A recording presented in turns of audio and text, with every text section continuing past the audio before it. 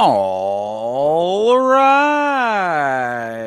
What's up, everybody? How you doing out there? Welcome back to the show. This is last week's fight. My name is Thinker St. James, and tonight we are going over each and every fight from the upcoming UFC Fight Night, Imavov versus Borralho, to give our predictions. Also going over Dana White's Contender Series Week 3 that happened this previous week. To do all of that with me, as always, the man, the myth, the legend, the Ohio player, and my good friend and co-host Chase Parton. How are you, sir? I'm awesome. We had a lot of things going on this weekend, not necessarily UFC fights, but we had a lot of other promotion things, so it was definitely fun to keep up. And I'm ready to talk about a lot of different things. Yeah, absolutely. I mean, we both were doing our things over the weekend. Long night of streaming for me on Saturday and then into Sunday as well.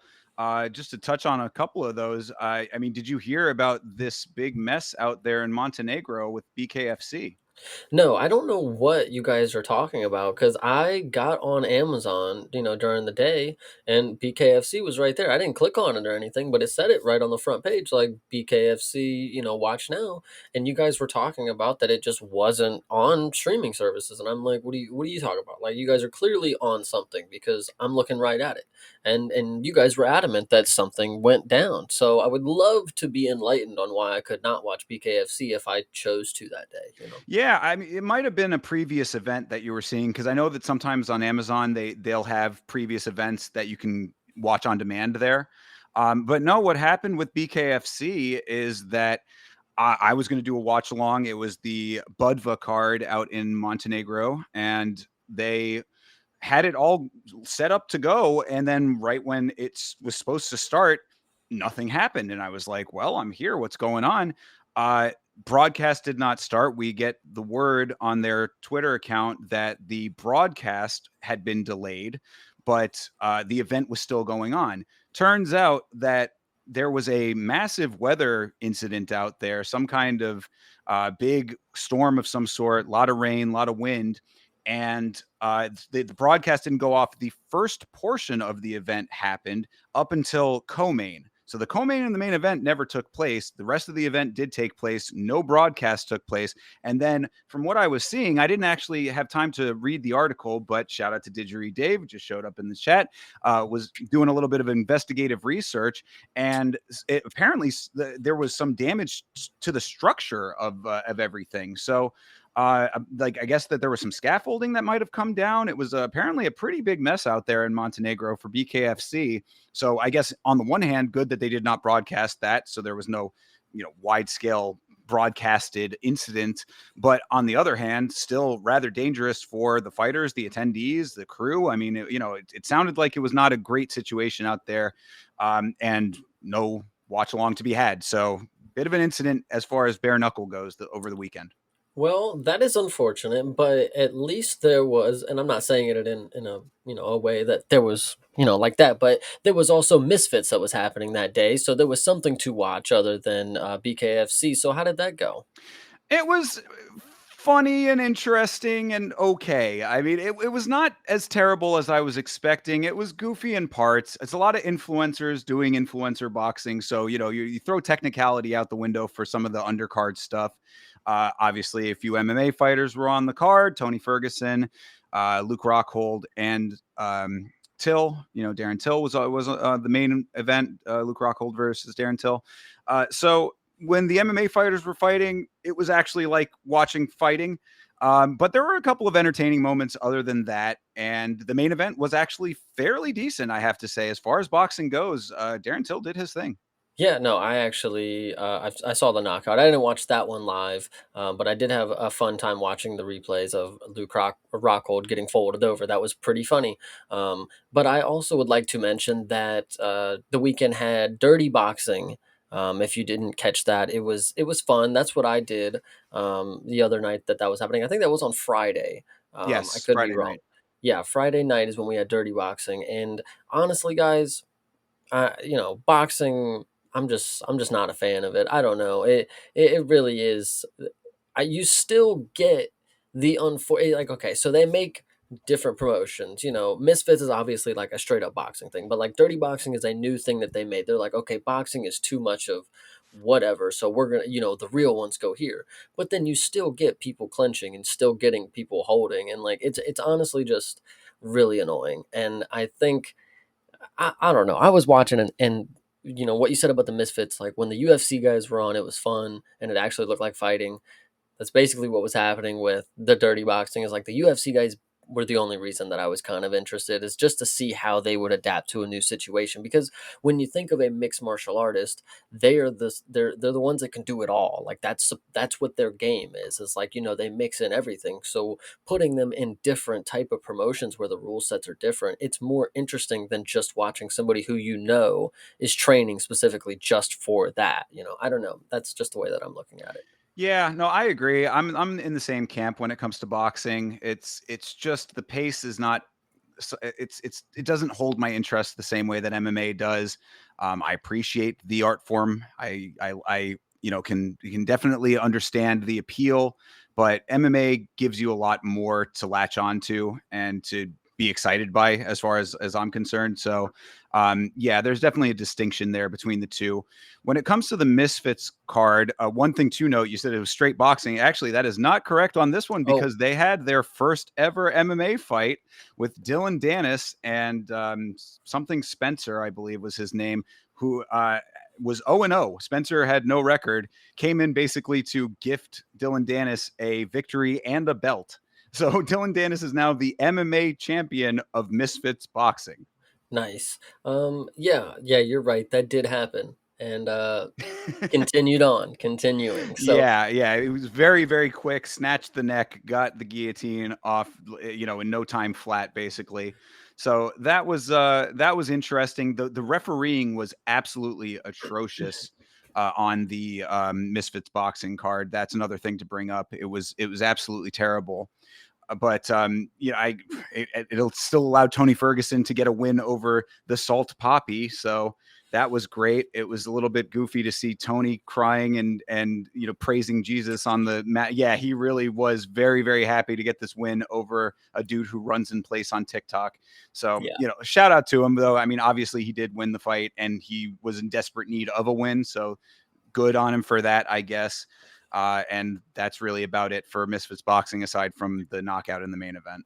And then I think the last thing that I'll touch on before we get into the UFC things is I did catch the one card on Friday. I did not catch our one car fights on Friday night. I'm still eager to catch one of those live where we get the undisclosed ages for the fighters, and that one's going to be awesome to keep up with soon. But one did have a lot of good fights, but there's just one specific thing that I want to bring up. So you had a matchup between Hamada from Morocco, and then you had a guy, my Nadaka, something like that. My apologies, my boy from Japan, and he was butchering my boy Hamada. And this was like a big draw kind of guy. Like a lot of people from Japan were coming to watch this guy, and Hamada was getting his ass whooped for 3 rounds, and then in the third round took a dive. Like I don't know what he did. He tweaked his knee is what it looked like, and then he tapped, but then he got up complaining to the ref that he shouldn't have got the fight stopped, and then he went around the ring like, trying to ag the crowd on that, like, no, I that's BS. But like he just like kind of ruined this moment for our guy from Japan. Like he was literally having a stellar performance, and he was going to get, probably a decision, or he was going to finish him. I mean, he did get a TKO, but like there's no highlight from it because the dude just like fell over on his own, and like there was nothing that landed in that moment. It was just super underwhelming if you're going to look back at it, like actually watch the fight, but whatever. Sure. Yeah, right on. And the other promotion you were talking about is not one though, right? Isn't that the Fairtax? It is yeah, it's the Fairtex Extreme Fights. It's something. It takes place in the same arena, though. The Lupini Stadium is where they all take place here. Gotcha. Okay, fair enough. So yeah, keep an eye on Chase's stream for some of those promotions from that side of the world. Yeah. And the only other thing I wanted to mention before we get into the next segment is I watched both nights of the Craig Jones Invitational, which was very very cool. I quite enjoyed it. It's fun. It's a great atmosphere that they create at the CJI, and I the first night was it wasn't as exciting, I would say. It was a lot of the guys because they did it. The format was a little different this year where they had like teams. And so it was team versus team. They were calling them team duels. I Uh, like that idea, by the way. That's what the GFL is supposedly wanting to do, but yeah, I didn't mean to interrupt you. Go No, ahead. sure. Yeah, no, that you're exactly right. Yeah, if they had a format like that, I could see based on how they did it in the CJI how it could have worked, and I kind of liked that. I mean, there would have been differences because MMA versus BJJ, of course, but I got the team concept out of it, and I liked the way that CJI presented everything. I thought it was pretty cool. People I think were holding back a little bit in the first night because they had 2 nights to go, so they didn't want to like put out all of their 100% effort there. But because there was a lack of submissions on that first night, Craig Jones came out in the beginning of the second night and said, we're going to put a $50,000 bounty for submissions now. And that ended up increasing some of the submissions. Now in the finals, there were no submissions again, sadly. So the finals were a little bit underwhelming, but overall a really cool event. Craig Jones, he fought Chael Sonnen. It was supposed to be Gable Stevenson, but he had pulled out. So Craig Jones versus Chael Sonnen. That was fun, although very quick and ultimately extremely predictable. 2 buggy chokes. It was Craig Jones got him one time. They said, "Hey, let's run it back." No rules, so let's just do it again, kind of thing. And then a buggy choke again. So back-to-back buggy chokes. Chael went out 2 times. I would like to actually have a question about the ethics of them running it back after a man's unconscious, but we'll get into that in just a second because I would like to tell everybody that Craig Jones, one of the most masterful minds that you could see as of right now when it comes to promoting an event. Like this dude knows how to do it better than the top dogs that you have underneath the UFC, of course. And even then he does some things better than the UFC. He basically and this is a stretch, but like he cares as much as Dana, and he has like the personality to lead the charge that is like a Dana White, and that's what all these other guys are missing. Like they don't have that head honcho. Like Craig Jones comes in, and he is somebody that competes in it as well. So it's like he does walk the walk, talk the talk kind of deal, and he knows how to have fun. He knows comedy, which is something that he brings to the event rather than just it being fight promos after fight promos. Like he's creating an atmosphere, and it, something that I am sure for the longest time, he's a young guy, so it probably hadn't have been that long of a time, but he had to been telling everybody for so long, I'm gonna do something that you guys have like it's gonna be so crazy. I'm gonna shock the world with grappling, and I'm sure he was laughed at for a lot of times. People probably did not take him serious when he thought that submission grappling or BJJ, whatever this technically is,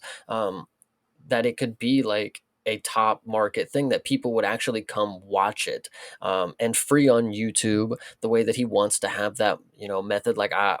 And he's marketing everything towards that as well. He's using that to the advantage of the marketing. Like if I'm going to make it free on YouTube, you're going to watch certain stuff. Like I don't know if you caught like a lot of the commercials during it, but like they were BJJ centric. Like they were literally only about BJJ. And I just think he's genuinely doing something that you don't see. He's controlling everything in the promotion. Like it's all built in, and I love it. Yeah, no, I agree. He is a great promoter, and like because of what you're saying, like with the personality, it shows through in the event. And it was just a great time. It really like you like it's almost osmosis. Like you're like I'm not like a huge BJJ guy. I don't know. I know about it through MMA. That's my extent with the sport. So being an outsider to it, like I was drawn in just by it being sort of like a fun, light sort of party atmosphere. It was great. Like that aspect of it was cool. Gabby Garcia, who he had a match against last year, was there, and she was a little bit tipsy. So that was She's great, by yeah, the way. yeah. It's just fun. It was just a really cool thing. And yeah, it got me through both nights of it, and I enjoyed it, and really, really good time. I think there's a quote out there, real famous quote. It's not about what you say or what you do, it's about how you make people feel. And Craig Jones knows how to make people feel like they're having a good time watching his events. Absolutely. And from that, I just real quick before we move on, did want to acknowledge that. So they had the teams, like I was saying, but they also had a mini bracket tournament for the ladies because it was gendered this year. The ladies it was not intersex competition. So the ladies had their own little mini tournament, and Helena Cravar is a name that I had heard in the past, but I was not familiar with her like specifically. I just had heard the name. I think she might have been involved in one of the UFC's invitationals at one point, perhaps, or the Fight Pass invitationals, I think. Either way, she ended up winning the women's tournament. She is 18 years old and is a phenom and just got signed to one championship. So keep an Nice. eye out. Yeah, I say keep an eye out for the Selena Cravar out there in one championship because she came in and was looking phenomenal in everything that she was doing. And to be that talented at 18, she's going to have an insanely great future ahead of her. I was saying on the broadcast, I'm like, teach this girl how to strike. And, a lot of these girls are going to have problems. Yeah, I was gonna say I'll be interested to see if I'll see her in MMA or if I see her just in the submission grappling aspect of one. But I'll definitely be on the lookout because I'm keeping up with a lot of different stuff now. Absolutely. And I know we keep saying before, but one last thing just to acknowledge, and then we move on. Uh, Real American Freestyle had their first event also over the weekend. And I heard that it was pretty well attended. But the big Who'd you hear takeaway that from? You tell me their names. that's the controversy, right? Everybody's saying, oh, they only sold 200 tickets. From somebody who was at the event, said that it was 2/3 full in the arena and that it looked pretty well attended to that person. So I don't know. Well, it could be 2/3 full if 200 tickets are sold. Yeah, I mean they were saying, "Come watch it, please, free as hell. You get just fill up the seats." I mean, I don't know. I don't That know either. I mean, and that I think that number is just that might be memes. No, That's true. I would love to laugh and be a hater, but no, like if they did do good, that's cool. I mean, I genuinely don't think it's my cup of tea, but I could see the market of why people would want to compete in it or why people would want to watch it. Um, it just wouldn't be for me because I could say mean things, I guess, but just not for me. So no, same. Yeah, and that's I wasn't planning on taking it in, and I did not. yeah. But the only takeaway from it was that Chael Sonnen was also on that broadcast. Apparently, got called out by Tito Ortiz, which is just why Tito Ortiz continuously doing dumb things for the sake of doing dumb things. But so you just shout out to Chael for doing that, and then immediately over in the CJI the next day doing this thing there. Yeah, hell yeah. No, it was definitely an eventful weekend. People, listen, all the promotions know when the UFC does not have events. So true. It's exactly it. And that's how you should know, like, that's how good the UFC is at what they do. Like, they just take all the market away because people, when they see the events of the weekend, the first thing that they're going to see is the UFC. And when they see all these other ones, it's like, we'd rather just watch the UFC, even if it's the fight night. Like, even if it was this fight night right here, people would rather watch this than, all the other stuff. So, they must be reaching out ahead of time. Craig Jones is on the phone like, Dana, you let me know when you are not having a card because we don't even find out that shit until like, a couple months or, beforehand. So whatever. Sure. Yeah. Yeah. It's true. Everybody has to jam it all into the one day that there's not a fight night. It's Or kind of two. crazy. Come on, we had 2-day events. Sure. Well, I mean, but they could still do Fridays if they Well, wanted true. to, but whatever the case may be. Either way, we're here to talk about MMA. So you want to do a little of that?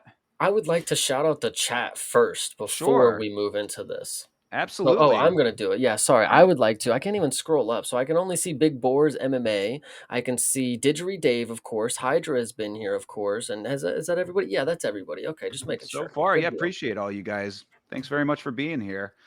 So yeah, we're gonna start off with the Contender series. We had week 3 this past Mhm. week, and this was a very quick one, man.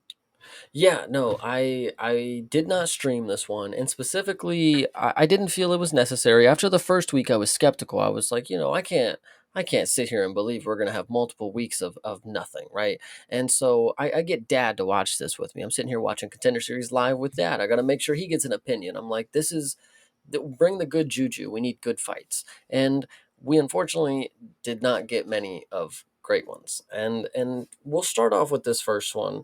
Sure. Go ahead and announce them. Yeah. This is Dante Johnson versus Darian Abbey started the evening off here. And so this fight right here, the only thing that I'll say is this is indicative of how the season has been going so far. Is we get one guy who's not even like this specific guy, not even competing in the right weight class on short notice, and he's going against this monster of a heavyweight. This dude's like 6'5", ginormous, coming off of, a knockout in the third round after a war. Like, it was all written in the stars for this dude to come out here and put on a decent performance. And then he walks out there and in the first exchange quits and puts his head in between his fucking knees and falls to the ground. And it's like, how do you let somebody who's not even a true heavyweight do that to you? But you've been in 3-round wars with heavyweights where you've won by knockout after. People were saying online, they're like, oh, you didn't hear him talking about how he got knocked, like he got knocked down like 3 times in a fight and then came back. It was like, yeah, where the fuck was that? Like, where was that? Like, I didn't see any type of will or heart in this. Did he not want to go to the UFC? Like, I mean, that seems to be, at least for a couple of these fights, the theme is that we just had a bunch. Like, it doesn't necessarily, like, you want knockouts, you want finishes on these on the Contender series. We want to see finishes, period. But like, it doesn't. You also want there to be like some adversity coming back. Like that. Really, my overall note with a lot of these is just that we don't get any impression of how these fighters are going to be inside the organization off of these fights. what I think the worst part is like, as a viewer who's like trying to track how I'm evolving with a mindset in this sport. When I first started watching the Contender series, I get a gauge of like, okay, boom, we get finishes, we get dudes who are going to make an impression, they're going to try to do something. And then now when I'm watching it, I feel like I'm too wise to the game. It's like, oh, well, they're just giving them opponents that they're literally going to finish every single time, like 10 times out of 10 they're going to punch them in the face once and they're going to fall over. Like, it's crazy to me that I've seen this so many times Well, I mean, already. yeah, I guess the counter to that is that you still got to give a fair shake to the guys who are wanting to at least try to prove themselves. I mean, they have to be the ones actively seeking out getting into this Contender series in the first place, right? I mean, they're on the regional circuit, they're trying to get into the promotion. So, it's like if they have the record, you give them the shot. Maybe you want to believe that a Dante Johnson is just that much better than a Darian Abbey, but at the same time, I understand where you're coming from, where it's like it would appear a mismatch if this is how the fight's going to go. I mean, it's just unfortunate that I can't name them off the top of my head because they're so forgettable. But if you go back the last 3 weeks, and that's how quickly it's happened, last 3 weeks, you can name 4 people who have just outright quit in their fight. Like, it's just fucking ridiculous. Like, I don't know, bro. I mean, maybe that's just the power that Yeah, Dante I'm Johnson holds in as a his middle hands. as a middleweight coming. Yeah, I know. I'm sure he's that fucking good. I don't know, man. That's just unfortunate. Well, Ugh. either way, Johnson gets a very quick knockout here. I mean, a minute 4 seconds in, and it was over. So he, really did crumble him. And you can see, they show the heat maps. If you're just listening, we've got on ESPN. They show the heat maps of the body, and it's just red on the head of Abby, and that's it. Yeah. Yeah, Um, telling me he landed 9 strikes before he got finished is a joke, to be honest, but whatever. yeah. So again, quick in, quick out on that one. Moving on to the next one. This was actually a decently competitive fight here. So this was like the one of the more standout fights. It's actually the only real standout fight of the evening, as far as I could tell. Yeah, the So sorry, this is Christian Perez versus Manuel Sosa. yeah, this one I actually really, really liked because Christian Perez, this was Brandon Moreno's teammate, Ah, and he came in looking very, very good. And Souza, this dude, I'm gonna be real, might be on or has once been on PEDs because, and it actually, I think it showed through the fight with how much damage he was able to withstand. Like, this dude took a beating for the first, 2.5 rounds, like, well, 2 rounds fully, to be real. Christian Perez was having his way with him. The grappling was looking good. He was controlling him, landing a lot of good strikes, and even on the feet was looking good up until his cardio hit a wall right as the third round started, and he had nothing left to give. And unfortunately, that's just a learning process for Christian Perez. Like, that's not something that it happens or it doesn't. You train correctly and it happens. You can train incorrectly and you can just have a cardio, gas tank, whatever you want to say. But it happens. He'll learn from it, and I think he'll actually be somebody that's gonna be very profitable in the future. I mean, they were doubting him at plus 200, and he came in here and whooped on him for 2 rounds. I mean, genuinely good performance. But then Manuel Souza, like I said, might be on something because this dude took so much damage, and he was able to just spurt out in third round, put a finish on him, put him on the mat. And he actually didn't put him on the mat. I mean, he kind of just eventually couldn't take any more punches and fell over kind of deal. I don't even think he fell over; it's kind of fell down, head between knees kind of deal. But Jesus, this one, I don't know, bro. Actually, now that I'm thinking about it, it might have even been the ref stepping in. I don't remember if I ever see him hit the mat. I'm trying to remember, but it was definitely a finish that you knew was coming. Manuel earned this one, and genuine specimen if he's not on anything like. Fair. Yeah, no, I remember this one being a really competitive fight overall. It was clear that there was still some formative elements on both sides that needed to get ironed out a little bit. So I also thought that that Perez probably, give him another shot. He's one of those ones that should be able to come back and have a better showing in a future date. I don't even think you need it. Like some of these people, you say like, oh, he should get another shot, but like I don't think we should see him on Contender Series again. Like he literally was just whooping the guy who was, beat. He's gonna Yeah, get no, the contract. So right. I mean, you make a good point with that though too, because a lot of times, like if you, it almost like if you go to the Contender Series, you're kind of locked into the Contender Series sometimes. You know what I mean? mhm. Like until you actually pass through that gate, like you just if you go down that path, you are kind of stuck there. Because what we're going to talk about on this Paris card, there are a number of fighters that are coming in who are leapfrogging the Contender Series. Now, a couple of them are pretty accomplished outside of the organization, but we've seen decently accomplished people on the Contender Series as well. So it's an interesting thing with that. Like you with Perez, you're right. I mean, like there's nothing to say after a fight like that with a guy that is now in the organization. You would think that, yeah, I mean, if it was that competitive, maybe you should just let him, just go straight in. But again, it's the fact that he even set foot in the apex. It's like now you got to go through that step. I mean, I know that he lost this fight, but like Christian Perez did everything but finish him. So like, do you really need to see him finish somebody who's gonna be obviously not on his skill level? Like even Salza, not necessarily on the skill level of Christian Perez. He was just able to negate the grappling and do nothing on the ground, and then get up and then have the longevity to be able to finish him late. Christian Perez, like all you could say is just like get on the treadmill more. Like that's not really like a get back in there, champ. It's just like, all right, you know what to do next time. Train more. Now you're ready for you're definitely ready for the next level. We just got to train better. We got to we got to have better habits, kind of deal. Sure. And actually, now that we've talked it through a little bit, I do believe that Perez was one that Dana said that they'll call him up if there's like a drop out of short notice. Mexico and the PI, buddy. I'm not telling you. I'm not telling you it for no reason. It is. He loves it. He loves them. So Yeah, exactly. So, there is I say all of what I just said, but there is potential that he might just step up and be yeah. in the organization. So good on both of these guys. This was actually, again, the standout fight of the evening here. So really impressive on both sides. Enjoyed it. Heck yeah. All right. Well, another quick one here. This is even quicker than the first one. This is Abdul Rahman Yakyaev versus Alik Lorenz. And this was just a one and done, basically. I mean, there a couple of shots they're saying it was a more, like it didn't feel like 16 shots, but they're saying 16. It felt more like he walked in, knocked him the hell out, and was just right on out of there again. So you got the Turkish Chechnyan. So this is the second time that we have a Chechnyan come in where Dana is just all over what they're going to be able to do for him in the UFC. And to be fair, I mean they're good and they do like the sport. They're ready to fight. They come in and look for finishes. I do respect that.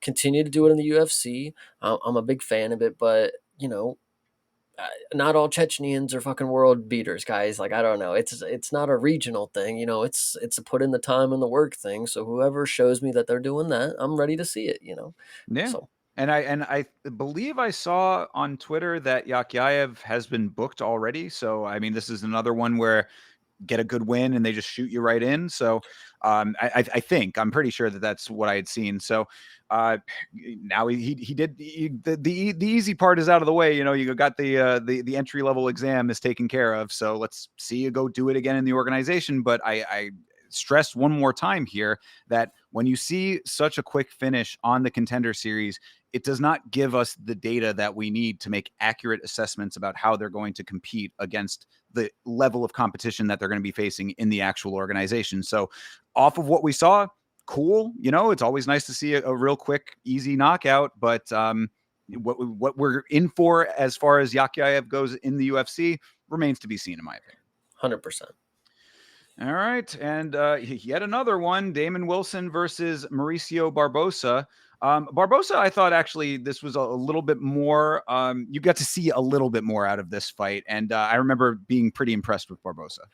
This one I'm super blanking on right now, but good deal. Victory by punches, round one finish. Good deal. Yeah, I mean that's really what it was. But at least with this one, it went a little. It was another round one finish, like you said, but it went for 4 minutes and 14 seconds or so. So at least we got to see a little bit of movement out of Barbosa, and I thought he looked pretty good.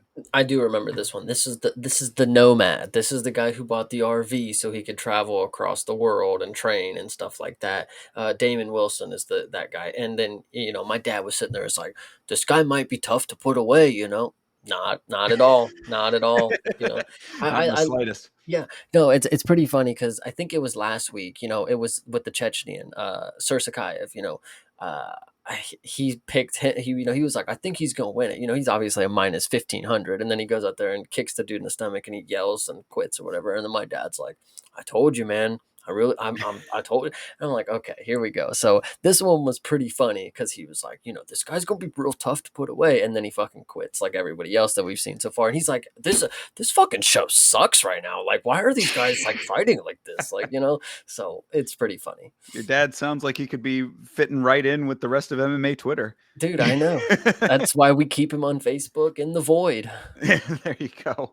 But yeah, no. Shout out to Barbosa. This was a good performance. Like I said, you got to see a little bit of some of his movement, some of his physicality to an extent, and he was putting the beating on this dude. So Wilson was able to weather the storm for a little bit longer than some of these other guys. So shout out to him for that. But yet another first round finish, and that's all she wrote. Yeah. And last one, again, same deal. I mean, really, we're going around in circles, but it is what it is. Trent Miller versus Ryan Gondra. I remember making the joke on the watch along that if Gondra had lost, it would have been like you're smoking the Gondra. But indeed, the Gondra smoked the Miller here. Yeah, you never want to get smoked by the Gondra, but it is what happened here. And I don't remember this one particularly either because, like, at this point, it's like, why should you even care? It sucks because as the viewer, it's like they're portraying it as like, yeah, these are two evenly matched up guys. Like, anybody could win right here. And that's obviously the case in fighting. Anybody can win. But these are 99% sure dogs right here. Like, and I'm watching, and how do I care when the guy just walks in and just beats him up and he just cowers? Like, I don't know. It's just unfortunate. And I'm not saying that's necessarily what happened in this one if it's not, because I don't remember how this finished. But it's a common theme right now in contender series used to be the dogs. Like, this used to be where I'm like, yo, you give me Angel Pacheco any day of the week against anybody, and I think he'll take a beating, but he might be able to pull it off at the end. Now I'm looking at any of these guys, and they all just quit so easily. And I don't know, man. It's just nuts. I mean, saying that all of them are quitting, I think, is a little bit It's not all of them, of right. I course, mean, but out of the 5 fights, we've had at least one or two each week. Like, that's a decent percent. Like, yeah. I guess that the whole thing is that like there are only so many elite fighters in the world. Even if not all of these guys are elite, they could still be that cut above the average fighter, and even the average fighter wants to get into the UFC. So you got to give them the opportunity to either make or break themselves, and just a lot of these guys are breaking themselves, so it is what it is.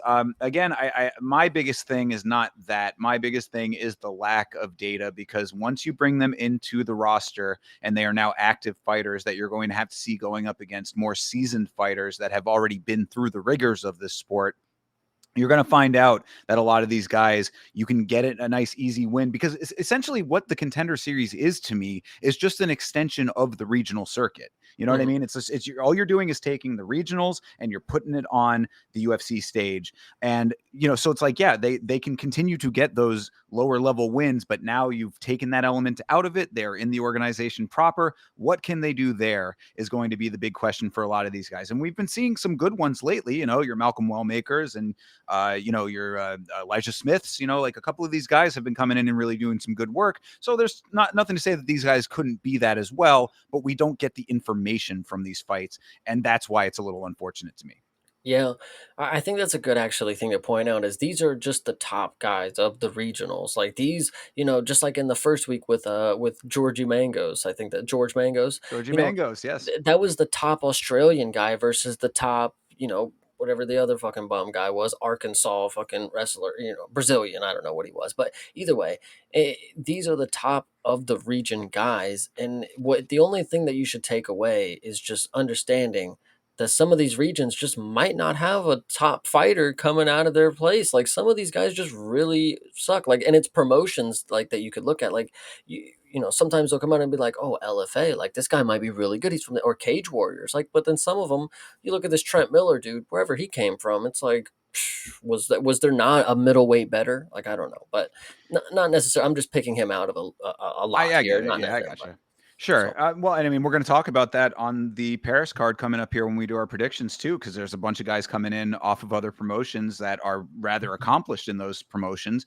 And, it's the question still remains, what do they do when they're in the UFC, when you are yeah. now in the most elite promotion? So, overall, this was 5 fights. This was 5 contracts. So, congratulations to all of these guys that won their fights and made it into the organization off of this. Now you're in the big show. We'll see what they can do against the real deal. I think I think we're being if I had a last note for the contract thing about Dana, after the first week, yeah, you got to be a little upset that there wasn't a lot of things going on. Second week, okay, then you give out a bunch of contracts for people who deserve it or whatever, uh, and then this week, 5 contracts again. Like, not every. I don't think everybody does. Like he probably should have crunched the numbers a little more on this one. I think, but Yeah, well, that gets into an interesting territory though, because it's like at that, like if the whole idea is to go in there and show dominance and annihilate your opponent and put on a performance that's worthy of a contract, and you knock the guy out, what are you supposed to say to that? You know what I mean? Like we got a bunch of this was all knockouts on this card. true, true. So I hear you. yeah, So. I know because I'm with you though because I like DC is always the person that is very tough on these fighters on the Contender Series, and I'm more in the DC camp myself. Like I love the Contender Series for the spectacle of it. I want to be wowed. I want to have that like feeling of like the amazement because I always specifically go into the Contender Series not knowing about these fighters. I don't do any research. I watch it purely as a fan, without any preconceived notions about any of these guys, and then this is your they say, oh, it's the world's toughest job interview, so I'm also part of that equation. You're presenting yourself to the audience and by extension to me, so like I want to be wowed by the performances as well because I understand where you're coming from. It's like, yeah, the guy just went in there and just knocked him out and there was nothing, no further effort shown, like so it is hard to say, but at the same time that's what you're supposed to do and he did it, so what are Yeah, you gonna they do, right? are. Yeah, they are. They are passing the criteria. Right. Dana White is impressed that like, wow, someone got knocked out. That was exciting. So yeah, but like, if the task was to prove you're UFC worthy, then I think some of these guys would fall short. But the task is, put on exciting performance. That's what they're tasked to do, and they are doing that. So I'll give them that. Yeah, well, and I mean, and UFC worthy, like now you have to go out and replicate that in the UFC. So they got through the initial phase of everything. I guess it makes sense. Yeah, I hear you. So, all right, well, I mean, real quick, in and out on that one, but that was Dana White's Contender Series Season 9, Week 3. Of course, we will be back for Week 4 tomorrow. This is Tomorrow. Yeah, tomorrow night. The Contender Series continues, and I will be on. Are you going to be able to do a watch along of that one? I will be doing a watch along of that one. I'm at least 80% sure. It's a decent time watching it with dad, but I'm okay with it. I also wanted to mention, shout out to my boy Elite in the Discord. He wanted me to mention that the McMillan guy, Sean O'Malley's friend that is competing tomorrow, he's going to get the first round sub. So before we go into anything else, I just wanted to say that for you guys. Make All sure you get right. that down. There you go. Lock it in. I will definitely be on for it. So if you can, if Chase is on, we watch with him. You watch with me. Watch with either of us. We will be around. Heck yeah. All right. Well, all of that out of the way, let's get into the card coming up this weekend. This is UFC Fight Night, Imavov versus Borralho. This is at the Accor Arena in Paris, France. The UFC is going back to France once again.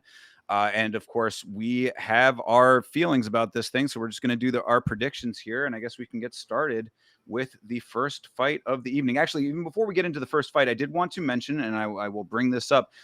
This just happened a few minutes ago, just before the stream started. Shout out to Big Boars MMA. Kue Fernandez versus Perez Zayam, wherever that may be on this. So yeah, see here. They just updated it on ESPN. Kue Fernandez versus Perez Zayam has been canceled, but it is looking like they're trying to keep Kue Fernandez on the card. And this Harry Hardwick fellow looks like it's who will be replacing Perez Zayam. Don't know too much about Harry Hardwick, but that, as far as we know right now, is what the replacement will be. So Yeah, interesting. So that needs to come off the main card, but either way. yeah, definitely a little bit of a shaking up of things, perhaps. But that out of the way, let's get into what we know is actually taking place here. What's up? Yeah, I want to mention first that the WWE has they over this weekend they did go to France. They had the Clash in Paris. The crowd was really, really good. So I think you should expect very, very good things from this audience on Saturday. You should get a lot of good pops for the hometown people, even if we don't have a lot of them, I'm thinking. But we'll definitely get into it. So expect a good audience, I'll tell you that. Yeah, no, it seems that with the legalization of the sport in the nation of France, that it could not have come at a better time. That it looks like the French populace is interested in the sport, and we're seeing more and more fighters coming out of France now. So it's good. Yeah, I would suspect that would definitely be the case. And of course, if you are longer viewers of the channel, you'll know that we watched The Cage and we watched the KO movie. So both of those, both French productions. So France has a definite interest in mixed martial arts, and that should be expressed on this card as well. Yeah, absolutely. So if anybody out there is watching from France, just know that we are representing a lot of the media that you guys put out into the space and we are consuming. Absolutely. Yes. Shout out to France and our French viewers. All right. Starting this thing off, Shauna Bannon versus Sam Hughes. Bannon is 7-1, 2-1 in the UFC. Her wins are over Pooja Tomar and Alice Ardelian. Jeez, excuse me. Her loss is to Bruna Brazil. Sub win over Tomar. Split decision over Ardelian. Unanimous decision loss to Brazil. Sam Hughes is 10-6, 3-2 in her last 5. Her wins are over Stephanie Luciano, Victoria Dudakova, and Jacqueline Amarim. Losses to Yasmin Hagari and Piera Rodriguez. Last 5 were all decisions. Last 2 wins were both split decisions. This one is pretty fun. I think to start the card, this should be interesting. Sam Hughes actually looked really good in their last performance. I'm a big Stephanie Luciano fan, and I thought Stephanie had this one in the bag. Sam Hughes actually put on a resurgence of her performance. I mean, she was somebody who looked like she was able to take shots, and she was advancing. She was in the zone, really. Shauna Bannon is somebody who can be rangy on the feet and do a lot of good things, but never really, she doesn't really have that dog in her, like she got kicked in the face by Pooja and rightfully, I mean, she probably that should have ended her life right there. That was a crazy kick, but she was able to finish that. But I don't think necessarily on the feet she's ever going to come out and have that like, real gritty performance that Sam Hughes is thriving on. That last one, I'm telling you, she looked real good. So I think Sam is a good one, minus 310. Holy shit, would I say Sam Hughes is worth that? No, you got to go with Shauna on this one. Never mind. Take Shauna Bannon and go for it. I see. You can't just go off of that hoping that the dog takes it. You know what I'm saying? I mean, like you got to go with what actually is going to happen here. And I mean, you were saying all the right things up until you looked at that line, my friend. I mean, Sam Hughes is like, look, I have said for a while that Sam Hughes is a fighter who defies her record. I don't know how she racked up so many losses. Maybe she was just going up against some, legitimate killers. And actually, I mean, saying that, what I read out there, Pierre Rodriguez, even though she did that very dumb headbutt, that disqualified her. Beyond that, she has actually been pretty damn good. So like people like Piera Rodriguez, if that's who Sam Hughes has been going up against and losing, okay. And maybe Sam Hughes needed some time to get a little better herself. But what I have seen out of her is exactly what you're saying. She goes out there and she fights with grit and determination. Shauna is she's She's not just as tough. prancing around out Yeah, there. she's just not as tough. Now, Shauna Bannon is that's my committed girlfriend. We're in a monogamous relationship exclusive to other people. You know that this is the truth. So obviously I got a lot of affection for her. But when it comes down to the fight game here, I mean, Sam Hughes is going to go out there and she's going to get her hands on her. And I think that that's going to be a big problem for Shauna, is that, like you were saying, Shauna thrives on outside pointing. Sam is a wrestler, so like she will try to go in there and get her, get her to the ground. She'll try to make it a lot dirtier than what Shauna is going to want to encounter in this fight. And if Shauna thinks that she's going to be doing her little kangaroo hopping, I think that Sam's going to be able to see right through that in a way that maybe Pooja was letting happen a little too long. Yeah, I could see that, but I also don't want to be. I know I looked at the line and I didn't change my mind. I maybe was gonna take Shauna, but I was hesitant to let the facts, be pushed aside. It is what it is. Shauna is 7-1 as a prospect. Sam Hughes, like you said, 10-6. The record doesn't reflect. But maybe we got with Stephanie Luciano, we got a one-off performance rather than the 6 losses kind of performances than we're gonna get. As she continues on. Um, I don't know. Maybe Shauna's just able to evade her the entire time. We've seen people who are just unable to track down takedowns, and they look. Listen, -310 if you bet on Sam Hughes and she gets her seventh loss. Like, it just only makes you feel dumb. Like, why would I think somebody who's lost 6 times before they've reached 15 wins, why would I think that they're a shoe in for a win? Like, I don't know. Like, that's why I think just taking the dog is like, in this era, it's like with betflation, guys. You might as well just take the fucking dog, like, yeah, like, Well, in the UFC, like, specifically right here, like. yeah, no, no, and I get that. Like, and if you want to go for Shauna Bannon, what I would say is go straight bet. Don't parlay her. Just put a straight on her, and hope for the best on that. That would be my recommendation here, because I believe that what I would like to think when it comes to Sam Hughes is that she is a fighter that has gotten better over time. That's what I'm Mhm. thinking has happened here.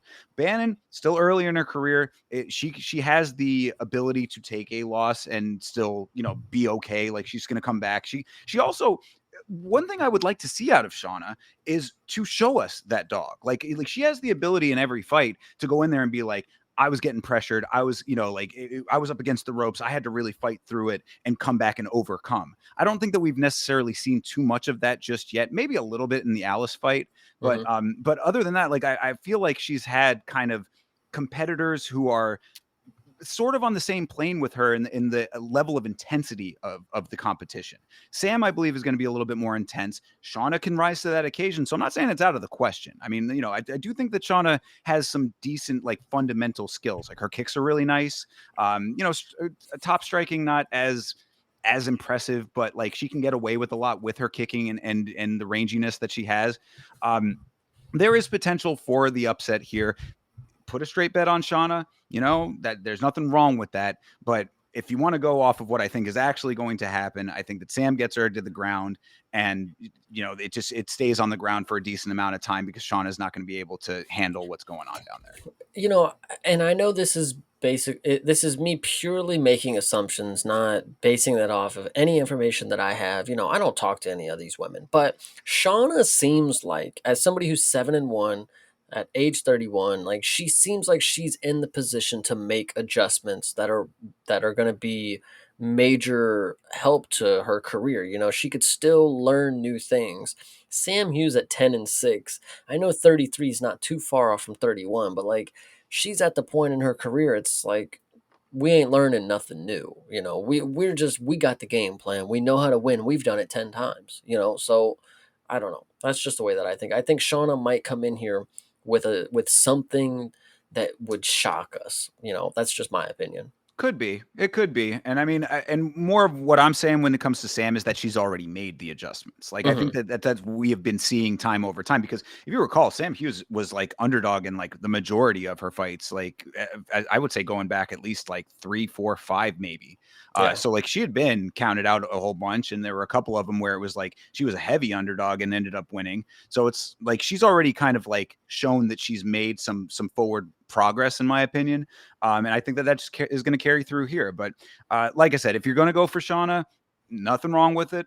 But just I would say if you're gonna parlay it, maybe with one other fighter and small money on it would be my recommendation. Yeah, 100%. This one should be a good opener, though. I'm actually excited for this. All right, so final call. Who are you going with? I'm going with Shauna Bannon. All right, I'm going with Sam Hughes. And as always, people, this is a perfect card to mention it because we are doing this as predictions. We are streaming on our individual channels. Whoever you think has the better takes here, like the video on that channel. Absolutely. Yeah, absolutely. Like this fucking video and everybody in the chat one more time. Andy, Hydra, Boars, Rick Allen, of course. Shout out to you. And there was one more. Didgery Dave, of course. Yes, of course, of course. Absolutely. Appreciate all you guys chilling with us. Thank you very much for being here. Moving on to the next fight of the evening is Andreas Gustafsson versus Hanat Fakhretdinov. Gustafsson is 12-2, one win in the UFC, coming off of one win on the Contender Series, unanimous decision win over Chaos Williams, knockout over Pat Petlick on the Contender Series. Fakhretdinov is 23-1-1, 5-0-1 in his last five. Wins over Brian Battle, Kevin Lee, Nicholas Dalby, and Carlos Leal. Draw with Eliseu Zaleski dos Santos. This one, gosh, I looked at the odds first, and I would like to just say they got this one wrong. I think the hype, and I think people like me and you who talk up Andreas Gustafsson, and rightfully so, he is somebody that deserves to be talked about. But at age 34, as a prospect, to be a favorite against somebody who's just been a monster in the UFC, according to to the stat sheet. I mean, he just wins every fight by unanimous decision or whatever. He knows how to win in the UFC, and he's going to rob you if he's in the specific area of the world. But as of right now, Andreas hasn't really, Chaos Williams was a good opponent on short notice, but Andreas Gustafsson needs to be able to prove that he can do his game to somebody like Reinhard Fakhretdinov before I believe that, before I believe he's going to do it to Reinhard. I'm going to have to see it because that plus money on Reinhard is absolutely beautiful. I mean, gosh, this dude, he you know what you're gonna get. I mean, he's not great, but he definitely is not gonna get pushed around. Like this dude he's been up against a lot of different people, and Nicholas Dalby, one of the guys that I would argue probably beat Reinhardt, but he was able to weather that madman. And I don't know if Andreas Gustafsson, if he doesn't get his rhythm and get his game plan going, is he going to be able to weather the storm and then enact the game plan again, and or is he going to be able to switch the game plan and do something different? That's what we're waiting to see from him.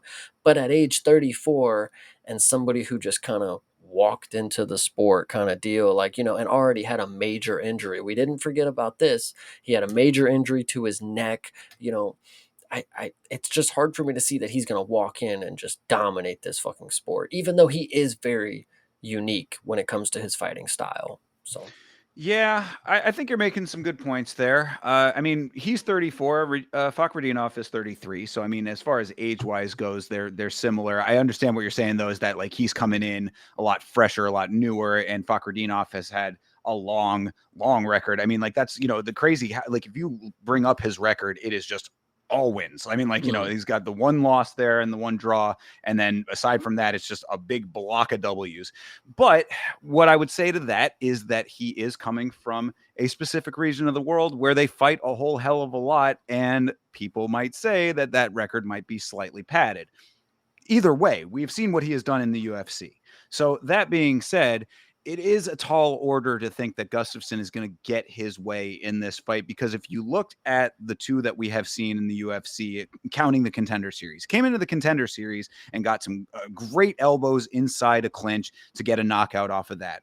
Didn't really tell us a whole hell of a lot because it was quick. Another one, just like what we were talking about in the Contender Series. What we saw against Chaos Williams, though, was a lot of smothering and a lot of striking when the time was right, and basically being like the muscle, like be like putting a lot of force out there and kind of like jamming his way like into positions where he wanted it to be. Fakhretdinov is a tough customer when it comes to that kind of a fight style. Like it's exactly what you said. You're not going to be able to bully Fakhretdinov. And I think that that's going to be a problem for Gustafsson. He's one of those dudes that like he commands the pace of the fight Fakhrudinov is going to be resisting that a lot. That's going to pose a lot of problems for Gustafsson, I would say. Is there potential for him to win this one? Definitely. That's why the line is so close. But I'm tending to agree with you here that I think that Fakhrudinov is probably the wiser choice on this one. And for plus money, I think that there's definite value there too. So I want to believe in Gustafsson. Aside from his questionable tattoos, I think he's a fun guy to watch. I enjoy both of the fights that I've seen of him. And there is potential for him to win this. I mean, I do think that he could come out there and just with the sheer power, because he's very massive. I don't have the picture of him here, but this dude is jacked to shit. Bane for good reason, nicknamed Bane. So Yeah, exactly. Yeah, lives up to the nickname for sure. So I mean, there is potential for him to get early shots, maybe get Fakhrudinov off of his rhythm. Fakhrudinov not able to, get his own offense going in the way that he wants it to go. Potentially. I mean, I think that there may be something there, but I just think that Fakhrudinov at this stage of his career is probably going to be able to weather the storm early. And if it gets into the later rounds, Gustafsson's going to have some problems. here's what I see happening. I see we got Gustafsson, who loves the elbow clinches. He obviously loves to shove you up against the cage and smash you. I think we're gonna see that, but we're gonna see Reinhardt be able to flip the position. Gustafsson is not somebody who's been able to. He's not been used to that. This is not something that he's used to. Has been on the back end of the clinch situations, and he may get some elbows off, sure, but Reinhardt is going to spam knees up the middle.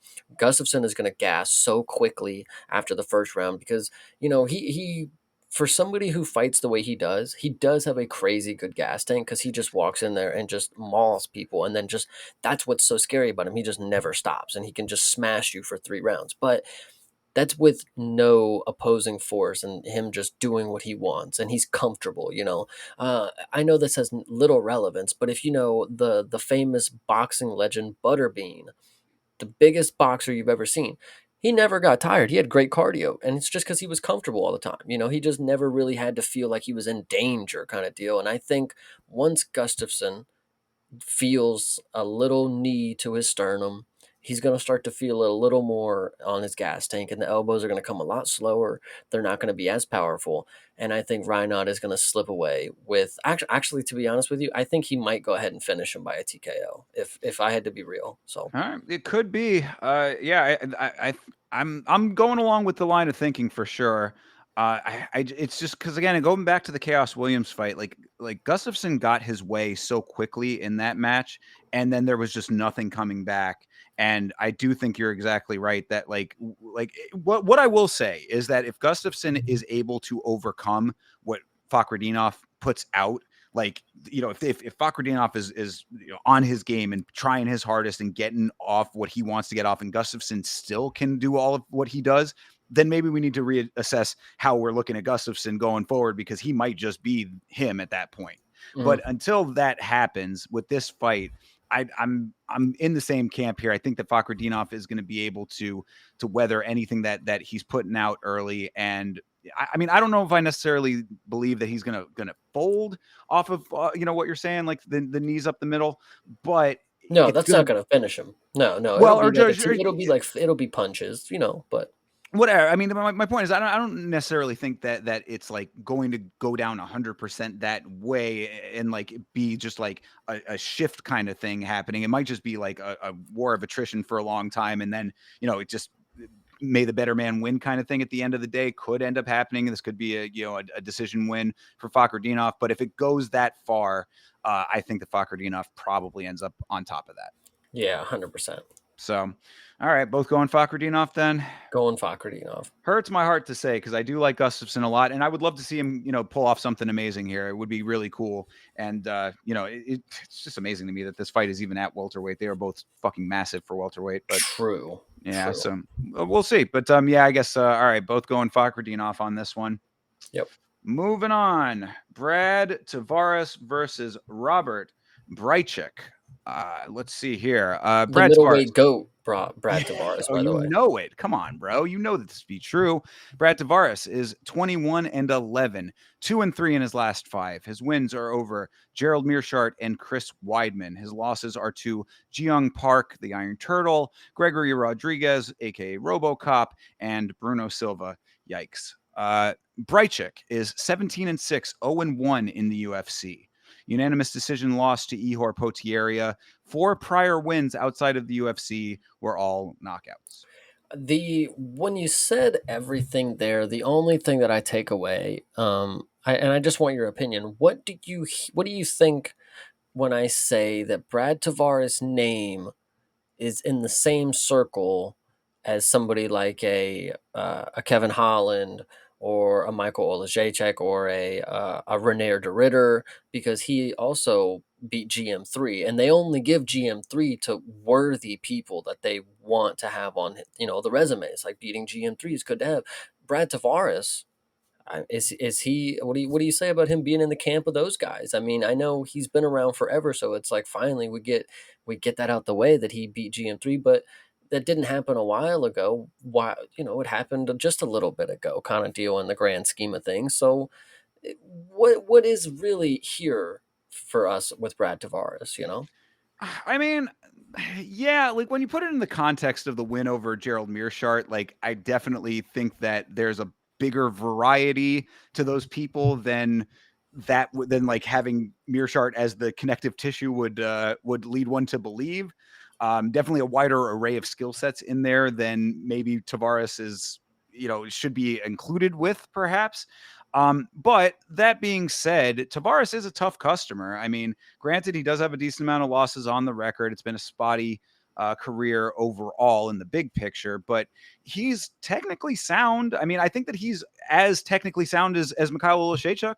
I would say that. I would say that as far as technicality goes, they're probably on similar footing. You got to remember too with Olashechuk, he's just now gotten himself in a position of being a little bit better technically when it comes to his striking. So Tavares is already there, I would say, with that. So I I, don't know. I mean, what are you getting at? I think I only bring it up is because these are people, these are names, like these are people that you know. I know Mikhail Olajaychek is a little on the latter end of that, like Kevin Holland, Rene de Ritter, and there's plenty more that Shard at BGM3, Hamzat, like eh, all these people are big named people.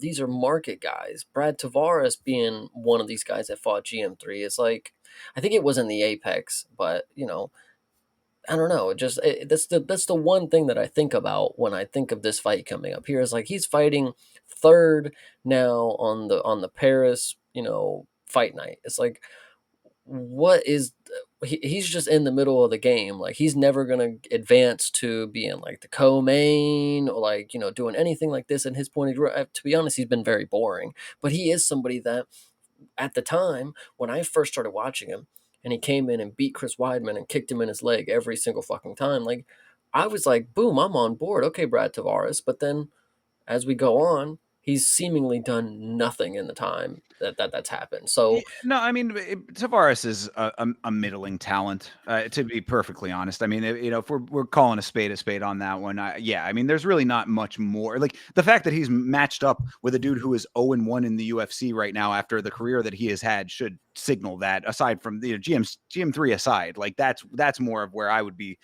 putting my stock is in the fact that he is going up against a guy who couldn't beat Ihor Potieria, who is no longer in the UFC. mhm. Yeah, I don't think that there is much more for Brad Tavares than being a maybe slightly higher than middle of the road, but that remains to be seen if there is a higher ceiling. But I do think he gets the win here. I think that Brychik has not shown us anything that should that should lead us to believe otherwise. Aside from wins outside of the UFC, which I don't put much stock in. I find what's crazy about this is Brad Tavares is one of these decision merchant kind of vets. Like he's been here for a while, and he certainly knows a judge or two. How is he only a -225? Is my question here. Like this should be one of those -1300 type of, and people will go into it and they'll be mad that he didn't get a finish as a -1300. But then you would obviously have to know that he just goes to decision but wins unanimously. That's how he's such a heavy favorite kind of deal. But the reason he's not is weird. Yeah, I mean, I guess maybe people are thinking that the loss to Ehor might have just been first time jitters, big lights kind of situation. Maybe. I mean, it was a UD loss, so I mean, he did go the distance with Ehor. I don't specifically remember that fight like point by point, so maybe there was something in there that would lead one to believe that there's more to Brychik than what the loss would signal. But I mean, if he had 4 knockouts prior to that loss and then is coming in and going to UD loss, I'm like it would not signal to me that there is like something greater that we haven't seen yet, at least like on paper. Yeah, I would definitely just say Brad Tavares by decision is the likely story here, and this is going to be sweet. The parlay that I'm thinking about now that I add this on top of it, I mean the decision call, it's going to be so good. If he's a minus 225 money line, the decision's going to be plus something like for Oh sure. yeah, yeah, absolutely. I mean, there might be finish potential possibly, but Tavares is really not much of a finisher often. He ain't no killer, man. He's just in there to fight. Like he has the most time spent in the UFC octagon as a UFC middleweight. Like this dude just be prancing around. Like he obviously ain't there to finish shit. So whatever. Yeah. So yeah, I mean that's pretty much where everything lies here. I mean, look, could Brychek come out here and shock the world with this one and put on, an explosive performance that's going to change everybody's mind? Yeah, maybe. I mean, the guy is 17-6. Like he's got enough experience that he should be well equipped. If he's going to be a fighter at the level of the UFC's caliber, then he should be there now. Mhm. Dude's 35 years old, for fuck's sake. I mean, this is, it's kind of a now or never sort of thing.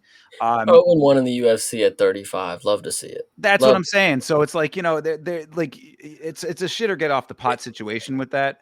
It's not even that he's 0-1 in the UFC. It's the organization too. It's like he's 0-1 in the UFC, and you give him somebody who's like one of the longest UFC tenured people. Like, why do you treat them like this? Like, why are this the people that you match up with them? Like, I don't know. That's just Oh, well, crazy to I me. mean, to prove if he's even worthy of still being on the roster, I would think he gets cut after this. You who would have got cut? No, that Brychek gets cut after But this no, no, fight. no. No. I'm talking Oh, about you're in the saying the other way? yes, in Brad Tavares' case, it's like, yo, he's been here for the longest time. It's like, why the fuck would we want to see him fight somebody who's 0-1 in the UFC? Like, Eh, Neil Magny is fighting all the people like gatekeeping status. Brad Tavares gets the dude who's 0-1 to Ihor Potieria. Okay, because crazy. he's a company man and he's in good with the promotion and he continues to get booked and that's just going to be how he is a young Jim Miller, my dude. Hmm, You hmm. know what I'm saying? So come on. I mean, like that's what it is. I mean, Jim Miller will get that type of matchup, and that'll True. happen. So, yeah. So I mean, that's just one of those deals. I mean, like if Islam wasn't or no, excuse me, if Muslim Salikov was not kicking people's heads off, similar situation. Santiago Ponzinibbio, I can name a million of these guys that are in the same boat here. They're filling cards. Hmm. You know, Yeah, I hear I mean, you. why we need it, that's the other thing. I mean, we're gonna have to see how this ends up going with the Paramount deal if we're gonna keep having these long cards. Because I mean, like the bigger question to me would be, why do we need to fill cards with 14 fights in the first place? I mean, you could have just easily had 13. I mean, granted, you want to overfill just in case things drop off, and we did have for as I am drop off, so maybe there's some reality in that with from the promotion side. But I understand what you're saying, but that's my answer to it would be it's filling a slot. Hopefully it's entertaining enough. And and really I think it's more of a test on the Brychik side, see if he's even worthy of still being on this roster. Even if he says yes to every first option, like, oh yeah, Brad Tavares, like he never says no. Like he obviously is going to say yes to any option we give on the table because he wants to fill the card. Like he knows that's his role. As the UFC organization, Dana White, he looks at this 0-1 guy and he's like, yeah, Brad, that's good for you. Yeah, I know he'll take this. I know he'll take this fucking schlop. I Like mean, maybe they think that they'll get a finish. Maybe they're thinking that there'll be a some highlight in there. when this fight, I'm hoping that this goes one of two ways. I'm hoping he comes in and gets a knockout, and Chase looks really stupid, and like, wow, they knew something. Like, obviously, he's good somehow, some way. But if it goes the way where Brad Tavares styles on him and holds him down for 3 rounds, and I come back on Monday and I say, this is what the organization wanted to give your Hall of Fame kind of career kind of guy, whatever. So. Yeah, uh, no, it's going to be the latter. Brad Tavares is going to he's going to point on the outside. He's going to cage clinch, and he is going to get a victory here in less than stellar fashion, I would believe, unless Brychek, magically has gained some crazy potential that we did not see earlier. But I don't. Again, UD loss to Potieria speaks very loudly to me, and if that's what's already on your resume in the UFC, you're going to have to prove a lot with this fight, and I don't see it happening. Just chalk it up to Polish power, call it a day, and just I don't know. Like that's the only thing you can say for this dude. So Yeah, whatever. yeah. So there you go. If you have faith in the Polish power, then roll the dice. But I think that Brad Tavares is the safe bet here. Hell yeah. All right, moving on. Sam Patterson, Trey Waters. Patterson is 13-2-1, 3-1 in the UFC after a sub win on the Contender Series. Wins are over Danny Barlow, Kiefer Crosby, and Johan Linus. Loss is to Yanal Ashmuz. All 5 of Patterson's last 5 ended in a finish. KO'd by Barlow, or he KO'd Barlow. He subbed Crosby and Linus, and also subbed Vinicius Sensi as well. Got knocked out by Yanal Ashmuz. Waters is 9-1. He is 2-0 in the UFC. His wins are over Billy Goff and Josh Quinlan, both by unanimous decision. Came up through LFA, lost to Gabriel Bonfim on the Contender Series, went back to LFA to win their welterweight title by knockout, and then off to the UFC he went. So, with all of that information, Chase, what do you think about this fight? Well, Sam Patterson definitely shocked the world in this last performance because, I would like to believe that he was counted out by damn near everybody. I mean, you look at this guy and listen, looks can be deceiving. Sam Patterson is one of these guys that you look at and just don't see fighter written all over. But he walks in there and he shows you that he definitely is somebody that you cannot mistaken for a good fighter. He knows how to go for a finish. He's a killer, be killed kind of guy, which you love to see. And then Trey Waters. Honestly, who am I even looking at right now? Have I even seen this dude perform? Like seriously, I I mean, don't you, know. you saw him beat Billy Goff. You don't remember the Billy Goff win by N- unanimous decision? nope, definitely the only Billy Goff loss that I know is when he got choked out by Brahimaj. So yeah, Yeah, no, I mean, like Waters is another one of these guys that kind of what we were talking about with the Contender Series, where it's you're in the LFA and you're a champion in LFA and you win that by knockout, and that's really cool. And then you get into the UFC and you're UD winning over Billy Goff and hmm Josh Quinlan.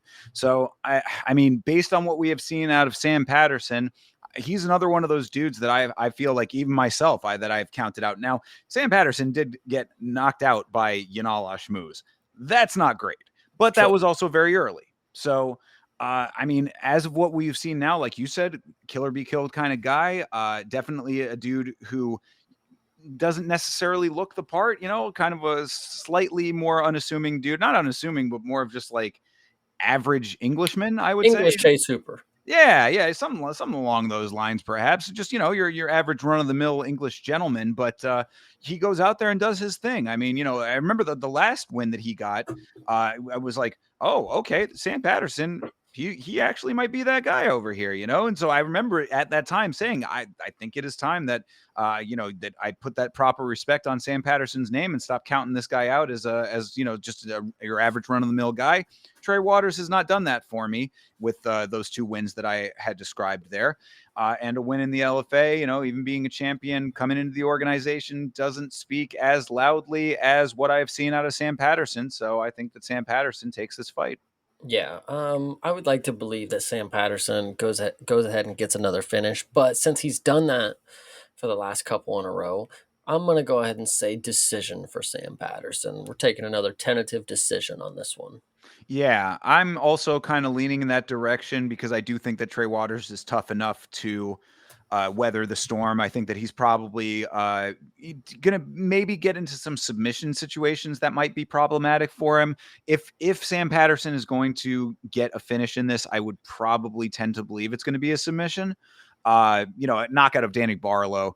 I mean, I think Barlow's not that great. So Mhm. I think that maybe he was an easier knockout than Trey Waters would end up being. So that would be where my gut is at, is that if Sam Patterson is going to get a finish, it would be by submission. But I'm also tending to believe that this will probably be a bit of a grudgy kind of match, one of those kind of slugging it out, both, 2-way action kind of match sort of thing. Yeah. But Sam Patterson comes out on top in that. Yeah, I would hope so because, I felt really stupid about the last one for counting him out. So if I feel even dumber for putting chips on him and then he loses, that's going to feel really stupid. But Sam Patterson definitely looked impressive in his last one. So he's somebody that I don't mind losing money on, I guess. We'll see. Yeah, I mean, I would be a little careful about this one just because Trey Waters might be the guy that could, figure it out. I wouldn't say that's out of the question, but based on the paths that we've seen from both, I think that Sam Patterson makes more sense as the likely outcome here. So if you want to do Trey Waters again, this is another one. Maybe a parlay Trey Waters with Sean O'Bannon. Go for a double dog parlay there. Two for short money, that could be a nice little hit there if both of them come through. But I'm as far as like the actual mainline parlay goes, I'm going Sam Patterson on this one. Yeah, 100%. All right, keeping it moving here. Reese McKee versus Axel Sola. Reese McKee is 14-6-1, 1-2 in the UFC. Win over Daniel Frunza. His losses are to Ange Losa and Chidi Njokuani. 2 wins prior outside of the UFC were a title win and defense as the Cage Warriors welterweight champion. Both of his wins there were by knockout. Sola is 10-0-1. This is his UFC debut. 4-0-1 in his last 5, all of which were in Ares FC. And of course, we know Ares from the Cage series. Nice. He was the former Ares lightweight champion for all of his last 5, 3 wins by knockout in that span. And fun fact, the lone draw on his record is to Dagir Imavov, who is Nasruddin Imavov's brother. That went to a majority draw in Ares for the lightweight title. Sola retained the title because it was a draw, and they just never rematched for some reason. So I don't know what happened there, but there's your little fun fact for this one. So Sola's got, some credentials in Ares, but Ares is in France. France is still an emerging market. What do you make out of all this considering Reese McKee and his spotty record? That Reese McKee up until his last win, he was not doing very good. So That's legit fact. See, that's an understatement. I would say Reese McKee was one I was writing off really heavily. yeah, but he did walk in and he beat up a Romanian guy. So will he walk in and beat up a Frenchman? I don't know. Who is this Axel dude? Reese McKee's somebody we know. We know he's tough and he's fought a lot of big name people. That the experience that he's gained from those, like when you think about experience, you don't necessarily have to have like a 3 round grudge match with somebody to gain the experience. But if you go in there with Hamza, right? Because Reese McKee has fought Hamza, I'm pretty sure. If you go in there, uh, it's a sorry, you threw me off with your facial. I'm pretty sure that's true, but we can fact check that in a little Yeah, bit. But once you get in there and you realize like this is the top of the game when it comes to wrestling, like that somebody else is wrestling, it'll feel different when you get in there with them, and you just know when you get into that exchange. And Reese McKee has picked up a lot of good experience against people, so I think that's going to be key in this. yeah, yeah. I would say that the experience is definitely there for McKee at this point. Um, Sola, a lot of retentions of titles. Again, do I put a lot of faith and stock in that when it's Eris? I think is the big question for me. I don't know if I do.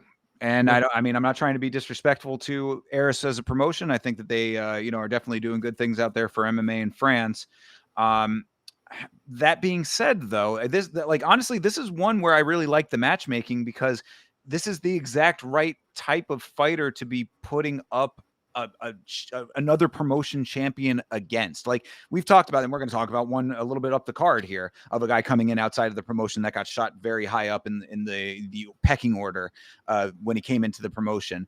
There's reasons for that, but when it comes to Eris and a champion coming out of there, I think Reese McKee is the exact right level of competition to go into a new organization against and make a stamp, make a name for yourself off of your debut in the UFC. Does he do that? That is the big question. Not having seen tape of the guy, it's a little bit hard for me to make a full on call there. I'm I'm kind of, this is a rare one for me because, I've always said, people coming in from outside of the organization, I'm putting no stock in. I might have to go against my gut on that again. Nah, I'll go with Reese. I think you're gonna hate yourself for picking Reese because now you're gonna go against your gut. So me going with Axel, I'm just gonna style on you next week when he wins, and I'm gonna be like, man, you should have just trusted yourself. I told you, man, I told you. I will be completely okay with that being the case if Axel comes in here and puts on for Eris. If he comes in here and he shows out because Reese, like I said, Reese McKee is the exact right guy. You come in here, knock him out real quick. You come in here, go in and get some kind of crazy submission that you weren't expecting. Like show me something that leads me to believe that you are as skilled as your resume in another promotion would lead one to believe on paper. Not a problem at all. I'm going to be completely okay with that. And Sola has a big opportunity here to be the next wave French guy because we've had a couple of those at this point. Morgan Charrier, for as I am, who's now Nora unfortunately not. Cornell, Yeah, exactly. There's a couple of them that you can name coming out of France now that you want to Kevin believe. Jousset, but we haven't seen him in a while. Yeah, these guys are coming in, these guys and ladies coming in, and you want to believe that they're going to be the next ones putting on for the nation here. This guy has defended a title in another organization several times. You would think that would be enough to give you the impression that he's going to come in here and do good things. And again, against Reese McKee, who has been spotty at best, and that's being pretty charitable there. This should be the one that if he's going to be that next wave of French fighters, that he does it here in this fight. So I will be completely okay with it, but I'm going to stick to what I had said before. I'm a man of my word here. I'm going with Reese McKee on this one. May the best man win. One last thing, and I think this might actually sway your opinion just one more time. One more opportunity that I have is when you were introducing Reese McKee, you said that he was 2-0 or 0-2 in the UFC, or two losses in the UFC. That was actually incorrect because it was his second stint in the UFC. So yes, he has two previous losses. Ah, One being to Hamzat Chimaev, first round KO. The other one being to Alex Morono. So does this change your opinion on whether he is UFC comp, whatever the word is? But like, if you think about it, he hasn't won against somebody who's been in the UFC and actually decent, and they've given him two people on their debut now, and he beat one by nasty, brutal KO, knocked him down four times. What's he gonna do to this guy on his debut? I mean, the promotion clearly understands that Reese McKee is not of the level that they could just throw him up against anybody. They have to hand pick and put him on the regional scene cards where he can fight the up and coming guys that they know he'll probably be able to make it close against. But fair. And thank you very much for correcting the limited research that I did there. So I appreciate that because I had a little, there's another fighter on this card that is in the second stint that I got right there, but did not get it right with Reese McKee. So thank you for that correction. And yes, fighting Hamzat, fighting Morono. What does that do? That certainly does add to the equation here. Look, Angelos, Chidi, and Jekawani. I mean, these are people like it just keeps getting I worse. know, Like I know. It's true. It's true. Yeah, it definitely does. But devil, I guess when it comes to this, because if I have not seen Axel Sola, I don't know what he's bringing to the table when it comes to this. The only thing I know is the record. I know it's on paper, and is that going to be enough versus a guy who has more experience, a lot more experience when it comes to Reese McKee? 14-6, he's seen a lot at this point. I gotta go with the devil, yeah. it's it's unfortunate because and I, like I said, I'll take it. I will take this loss gladly if Sola comes in here and puts on a performance that's worthy of making me feel that way. I But want you to just, when you see Solo walk out and he looks like the villain from The Cage and he wins by brutal KO and he doesn't stop hitting him or something, that's going to be the moment you realize that you are good at what you do, but you just got to trust yourself. So, he could have been who that character was modeled after. exactly. It's going to be the actor himself. Like, it's actually going to be him. You'll be like, holy shit, he was a fighter this entire time, Could be that would be a crazy turn of events. I would be pretty impressed by that. Yep. But yeah, all right. Well, so fair enough then. So I guess you're all in on Axel Sola now. Is this what I'm hearing? I'm going with Axel Sola. He's actually gonna be the fat friend from the cage. This is gonna be the epic.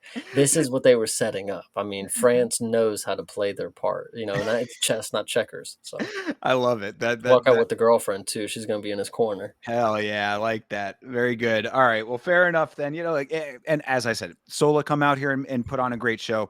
I will be completely happy with that. And Reese McKee is the guy to do it against. So I Hundred will go with percent. Reese McKee, but yeah, Sola has every opportunity to do it. And for anybody listening right now, if you didn't understand what we were talking about, please go ahead and check out our review of The Cage. We did 5 episodes of Netflix's original The Cage, filmed in France with a lot of French fighters and French, celebs and stuff going around in there. I don't know if they were actually celebrities, but maybe you guys would recognize more of them than me. But you should go check it out and let me know if there's any in there. So shout out that. Absolutely. Yes. The Cage was a very fun time for the two of us, even if it was a little bit of a tough watch. So if go through and watch those reviews, it was definitely entertaining. Hell yeah. All right. Next fight on the card is Marcin Tybura versus Ante Dalia. This is a rematch between these two gentlemen. Tybura beat Dalia at M1 Challenge back in 2015. Tybura is 27-9, 3-2 in his last 5. His wins are over Mick Parkin, Jonathan Janice, and Tai Tuivasa. His losses are to Sergey Spivak and Tom Aspinall. This is the debut of Dalia in the UFC. He is 4-1 in his last 5. He is the 2022 PFL World Championship Tournament winner. Not a super active fighter, however. After the 2022 tourney win, he fought once in 2023 and won, once in 2024 and lost, and then once in 2025 in April and won that fight. Well, to go off of that, I mean, he just won $1 million. Why would he fight? Why That's would what he I was actively fight? Yeah, So literally going to say, $1 million certainly, makes the bed feel a lot nicer and it makes it a lot easier to sleep in late. yeah, I'm sure the California King that he bought with that is really cushy. But either way, this being a rematch is interesting to note. I'm glad that you were able to pick up on that because I often place my bets and then the show starts and I question it all the time. It's like, why do we not get this information beforehand? They'll literally be walking out. You'll see them putting on the Vaseline, and they're like, "Man, this is a trilogy fight between." And it's like, what the fuck are you? What, you couldn't have said that on Twitter 2 days ago, like you know. So that is good to know. That means I'm taking Tybura for sure. If he won the first time, and these are heavyweights, Tybura, he is a decision guy. So God, if they rob him, I can totally see it. But I'm not taking anybody from PFL for sure. Not gonna happen.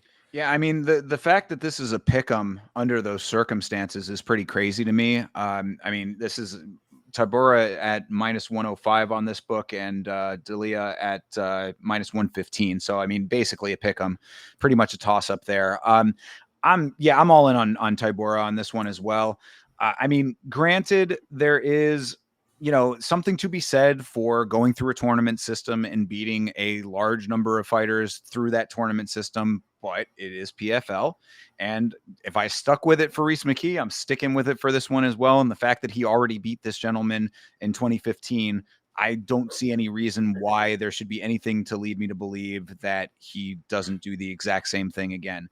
I mean, the what we've seen out of Tybura is that he is he's tenacious enough. He's a dude who gasses definitely though. So I mean, if Dalia has a really good gas tank, then perhaps there's something there later in the fight. But I think that Tybura is tough enough to go up against whatever this dude is bringing to the table. And I mean, granted, a lot of the guys that Tybura has beaten recently are newer fighters, and this is not a newer fighter, but he is. How is he not?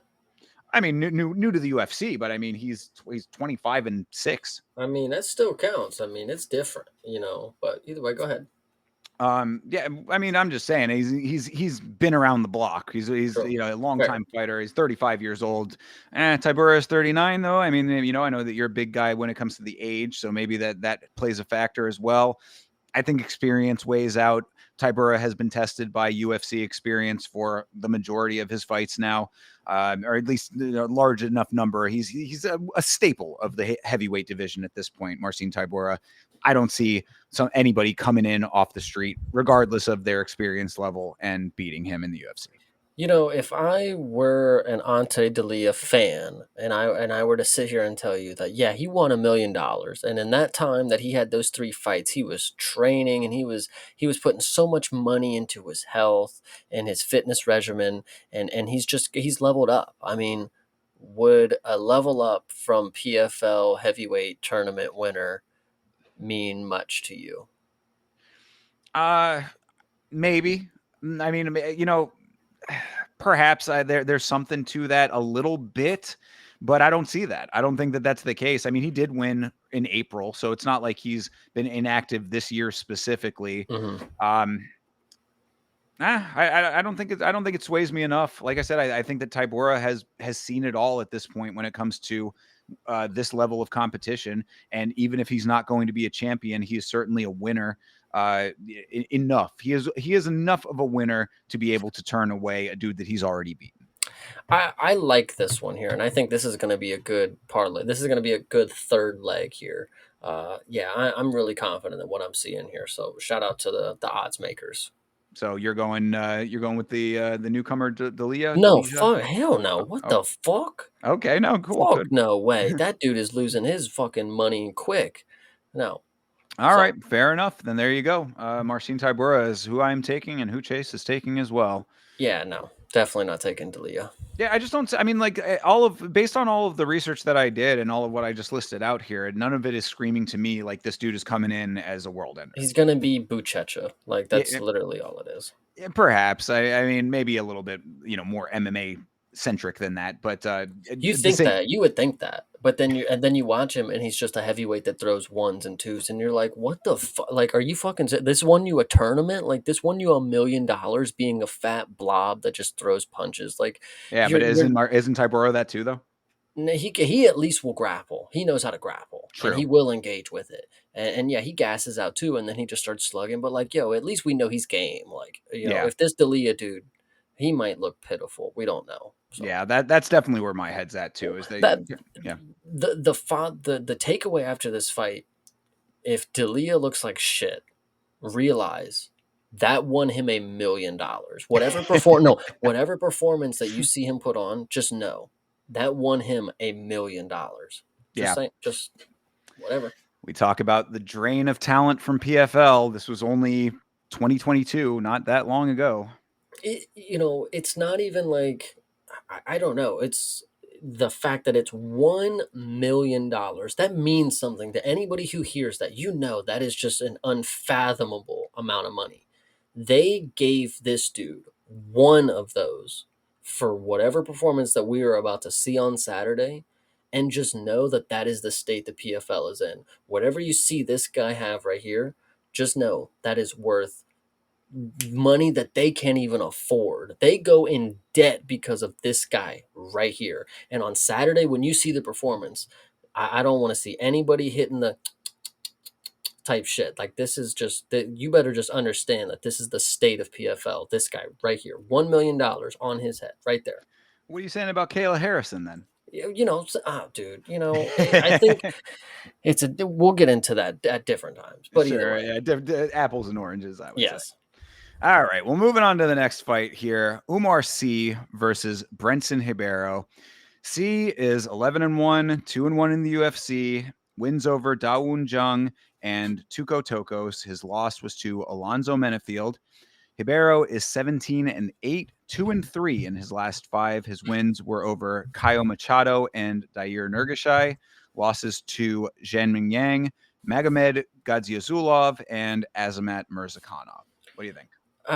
This fight sucks. I think like this is two people that I don't think should have been matched up with each other. The matchmakers, they slipped up here because Omar Sy had the ability to make Alonzo Menefield like good in my eyes. Like he actually that fight, Alonzo Menafield passed the eye test. And that's the craziest thing to say because I've genuinely seen him lose fights before that. He lost to Julius Walker, in my opinion. Judges didn't think so, but Julius Walker looked like shit in his fucking next fight.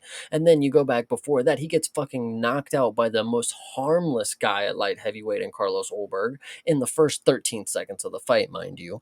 And that should just speak to you on how good Omar Sy really is. Like I don't think the ceiling is as high as I once thought it was. He was supposed to be this elite level grappler that once he got a hold of you, you can take it, you take him down, and he just wraps you up and chokes you out. But he literally has not shown that he wants to do that anymore. And I know it's only one fight with Menenfield, and Menfield looked like he had great grappling defense. You know, he was able to stop a lot of the takedowns, but Omar Sy decided to strike way too fucking much. He didn't relentlessly grapple. He didn't relentlessly go wrestle. He stopped. He thought, I can't do it. I'm not going to be able to get it. Let's stand and strike. And then he started to lose.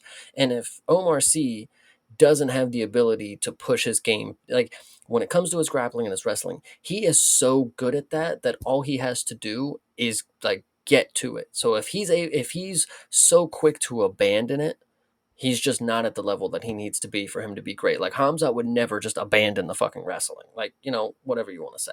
Anybody Yeah. like Ilya, you know, he's never going to just not strike with somebody. So Sure. No, yeah, no, I agree. C is definitely like the story of this fight, and like what we saw in the Menefield fight, like informs a lot of this. He looked like a completely different fighter in the Menefield fight, and because I mean, it stands out to both of us because I think both of us thought it was going to be a cakewalk for him, and that he was going to be talking about the next wave of French fighters. He was supposed to be one that was on the come up here. Yeah, like when you have such a dramatic shift from one line of thinking into the next, it sticks with you in a real way. And C is on the wrong side of that right now. But I mean, just to at least play devil's advocate here, Ribeiro, Camaro sucks. I mean, I'm this, he's Ribeiro is one of those dudes that is, almost an NPC territory to an extent to me a little bit. Like, it's just, yeah, he'll get a couple wins, he'll get some losses, and he just sort of exists. So could this be a return to form for C? Maybe he learned something from the Menefield fight. Perhaps. I mean, I think that there is some potential for that. He's only 11-1. I mean, he's 29 years old. He's in that sweet spot that there is still some room for improvement and for adjustments to the game, time over time, fight over fight. I would say Ribeiro is locked in. I mean, he even at 28 years old, which is kind of crazy to say. He's younger. He's the younger of the two guys, but I mean, to me, like, I don't think that I've ever seen anything out of him that leads me to believe that there is any kind of evolution going on with him. So that being said, if that's the case, if Ribeiro is kind of locked into what he's going to bring to the table in this fight, C's going to have to go back to being that guy that actually does the smothering. And I don't know if that's going to be the case. I think C, and again, I have nothing to base this on. This is complete assumptions based on my own reality. C seems like the type of guy to watch that fight back with Alonzo Menefield and say, I got to improve my striking. And then he's been working this entire time to get his striking up, and it's still going to look like fucking shit because he's a wrestler at heart. But he doesn't look at it and say, I needed to just continue to push it on the gas with the wrestling. Like, I'm getting boxed up on the feet, and yeah, I'm not getting him with the double leg or the single leg, but do you think every wrestler can only do a double and a single leg? You have to mix in a lot of the different things. Like judo is a very, very useful thing. A lot of judo trips are very useful when you get to the clinch situations, you get the waist lock. There's a lot of different ways to get your opponent down. You literally just showcase that you give up when your game plan doesn't work and you rely on a losing strategy. And if you watch that and you say, I need to get better at striking, you're done. You're getting cooked. Like you're literally just going to keep doing something that you're not, you don't have the motor skills built in for it your whole life. Like you're already locked into the wrestling game plan. In your body type, yeah, it lends to striking. Like you have such long arms, long limbs, and you can keep people at range, but like you're just not equipped for it. And you can work on it all you want, but it is never going to be your primary weapon when it comes to mixed martial arts. You are a wrestle grappler. Stop trying to strike, Brinson Ribeiro is probably not going to put you out, but like he probably will strike with you and he'll probably do better. So I don't know. Omar C really kind of pissed me off in his last one. You can tell. And I mean, I'm with you though. I mean, like, especially for what we had seen before that, and thinking that like he had the tools and the wherewithal to use them, and not doing that. That's what really gets me. It's like, because I'm hearing exactly what you're saying. That's basically exactly that. It's you have a skill set. You have it. You're trying to force a round peg in a square hole if you're going the striking route. Yeah. And if he sticks with that, then that's going to be a problem here. I mean, granted, he is a huge favorite in this fight, so For obviously, no reason. For yeah. no So fucking reason. I mean, it's gonna be a big hit if Ribeiro can take the win. But I mean, Ribeiro by decision. No, I think if Ribeiro wins, and I know I just said that he probably won't put him out, but if I think Ribeiro wins, I think he might knock him. I think a TKO is likely. Umar is just going to go in there and be way too confident and relaxed in his striking, and what he's not going to realize. And like I said, Umar's got great reach for striking. Like he's got super long arms. Like if you look at the numbers, 83-inch reach. But what you don't understand possibly is that Brinson Ribeiro is just 2 inches shorter in the reach. So Umar C is probably going to go in there and think, I can touch and nobody else can touch me. Ribeiro's going to catch him. So that's just my opinion. All right, so you going Ribeiro on this one? I'd love to go Ribeiro by KO. I'd love it. I'd love to. So All right. I mean, I don't know if I can. I don't know if I can let my anger and disappointment with C dictate how I'm going to look at him forever. This is another one of those fights that to me would be like a turning point fight. If he comes out here and looks anywhere near as bad as he looked against Menefield, then I probably would be writing him off. I'm going to. and if he looks good, what? Okay, he looked good against Brinson Ribeiro. Okay, cool. They I gave him mean, a matchup where he could barely pass by kind of deal. So I mean, there's the roster is always going to need a middle. hey, So yeah, I'm yeah. okay with that. I'm okay with it. I will be all right with that. At least in this instance, you know what I'm saying? I mean, like, what the future holds, who knows? But like, I at least want to see a return to form, because if not, then I'm really going to be pissed. So I will put my faith in this person that I have very little faith in one last time. And this Yeah. is the last shot that you have. So you better go out there and show me exactly why the hell they got you as a minus 450 if that's what they're thinking that you're going to do, because that would signal to me that you're going to walk through this guy. And if I don't see that, then I'm going to, then you're toast at that point. It sucks that a lot of the fighters out here are a one and done. And I know that's the way we make it seem. It's not, after this one, we're done putting stock in you. I mean, yeah, we're not gonna expect a championship out of somebody at this point. After one or two more, if you just fuck up, it's like, okay, you're just not serious enough and you just don't have it, or whatever the case may be. But there is a genuine possibility Umar C has a great career after, if he loses this one or wins it, whatever the case may be, whatever the looks the worst in your opinion. Obviously the loss, stupid, but Umar C could have a great career after this.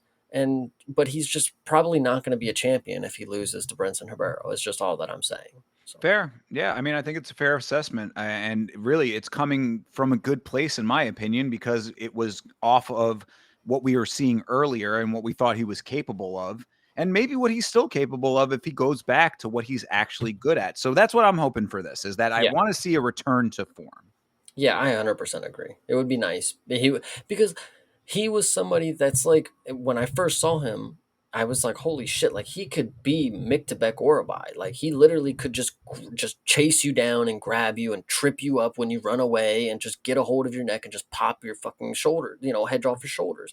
But he literally just refused to implement that type of his game plan. He just gave up on the grappling and just and settled with the lackluster striking that he's going to continue to have. I hope we don't see it again. I literally hope we don't. So Yeah, exactly. And I very much hope we don't see it, because I'm going to go with Umar C on this one. yeah, And God, I really, after that last one, it's like painful to say that. You know what I mean?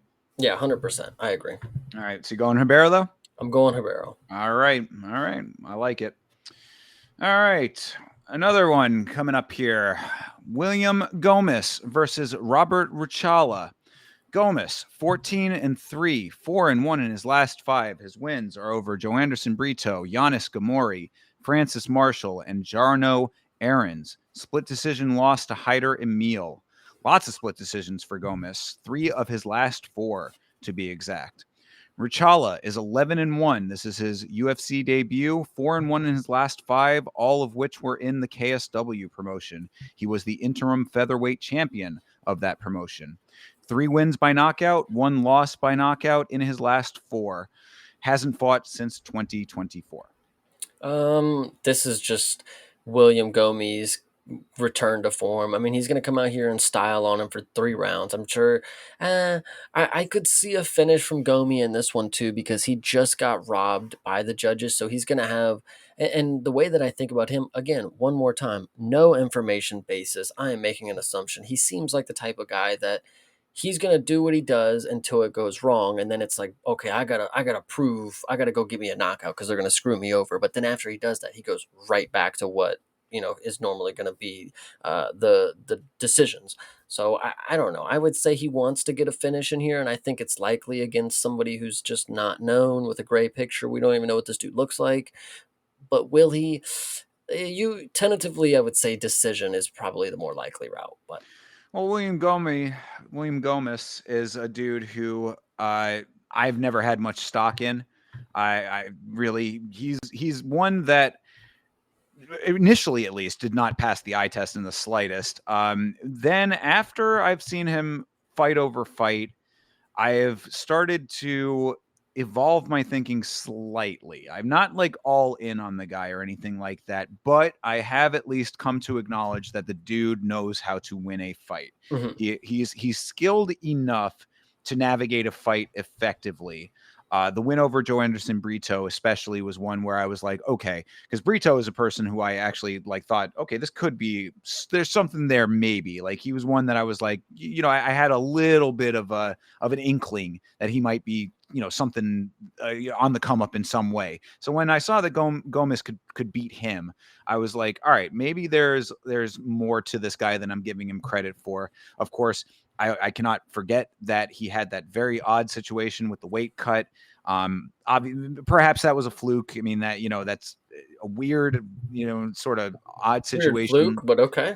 Yeah, exactly. Just a strange thing. It's to come in underweight and just like have have to get taken off a card because of it is just a very odd set of circumstances that you don't see every day. So it sticks out in your mind. Got to believe that all of that's behind him now. And having seen him since then look better, I will also go with Gomez, not knowing Ruchala aside from what I had mentioned. Yeah, I'm gonna say William Gomi by knockout. I'm taking a lot of decision guys by knockout this week, so it's gonna be a rare sighting. You guys should clip it.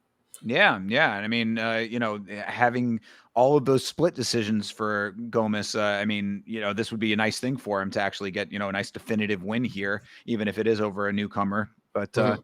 yeah, so there's potential there. I'm good with that. I don't. It's hard. It's hard with this because like I don't want to oversell Gomez because I don't believe that he is worth overselling personally. Mhm. But under these circumstances, I do think it's the right choice to make.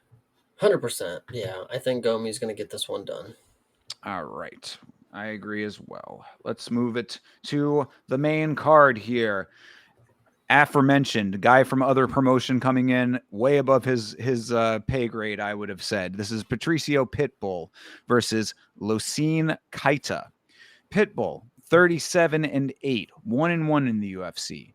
Win over Dan Ige. His loss was to Yair Rodriguez. He, of course, is the former Bellator featherweight champion. Kaita is 16-1. This is his UFC debut. He is 4-1 in his last 5, all of which were in KSW as well.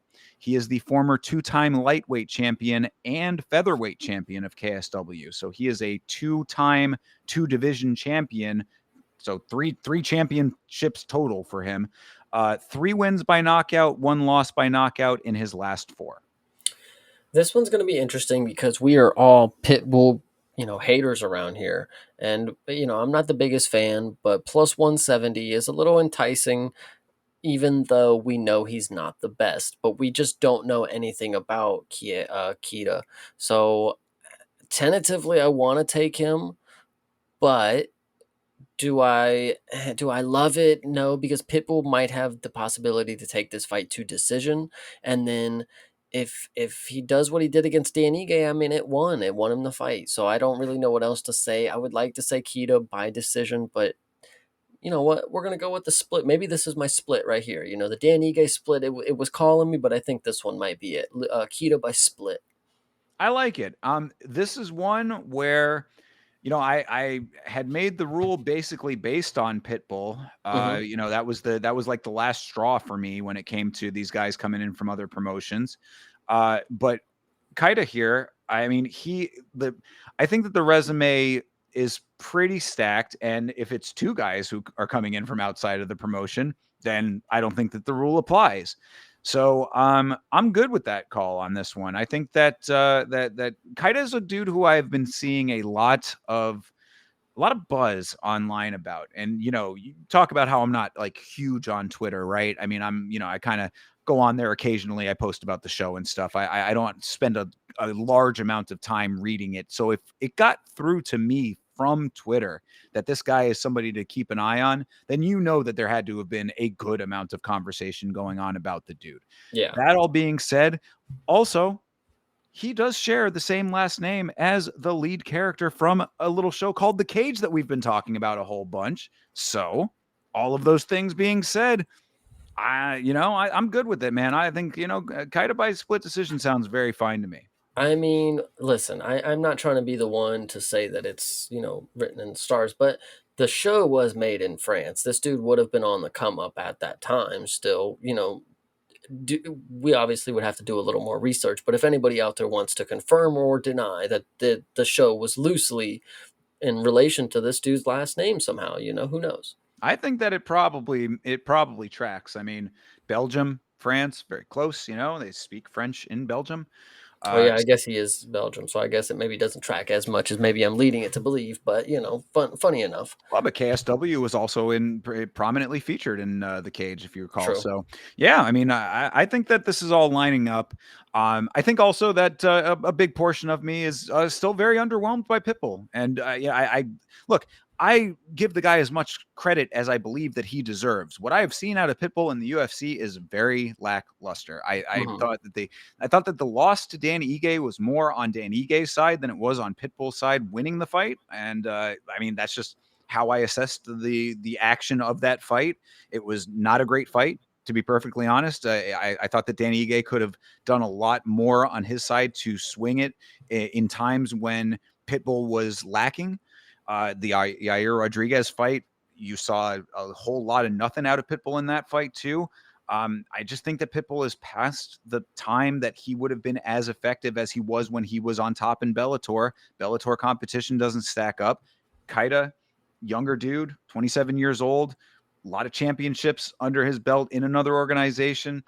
You know, stack for stack, if you put all of those things on a scale, I think that Kaida's outweighing Pitbull based on that assessment. He's just a young version of Pitbull.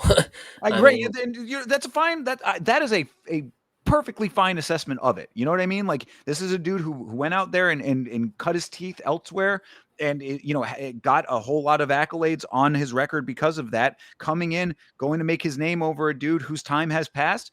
I'm 100% okay with that. And then if he can do that, go and make a bigger name for yourself in the premier organization thereafter. it's kind of funny that the UFC adopted Pitbull and now they're using him as like a passing of the torch kind of guy. But it's like, he's 1-1 in the UFC, but whatever. Yeah, I mean, if that is what it is, I mean, like if Pitbull comes out here and looks completely different, which I do not anticipate, but if he does, then look, he is a guy who then you could say all of that resume that he has should have been what we were looking at. But Looks different, or he does what he does best, better than you've ever seen. right, Okay.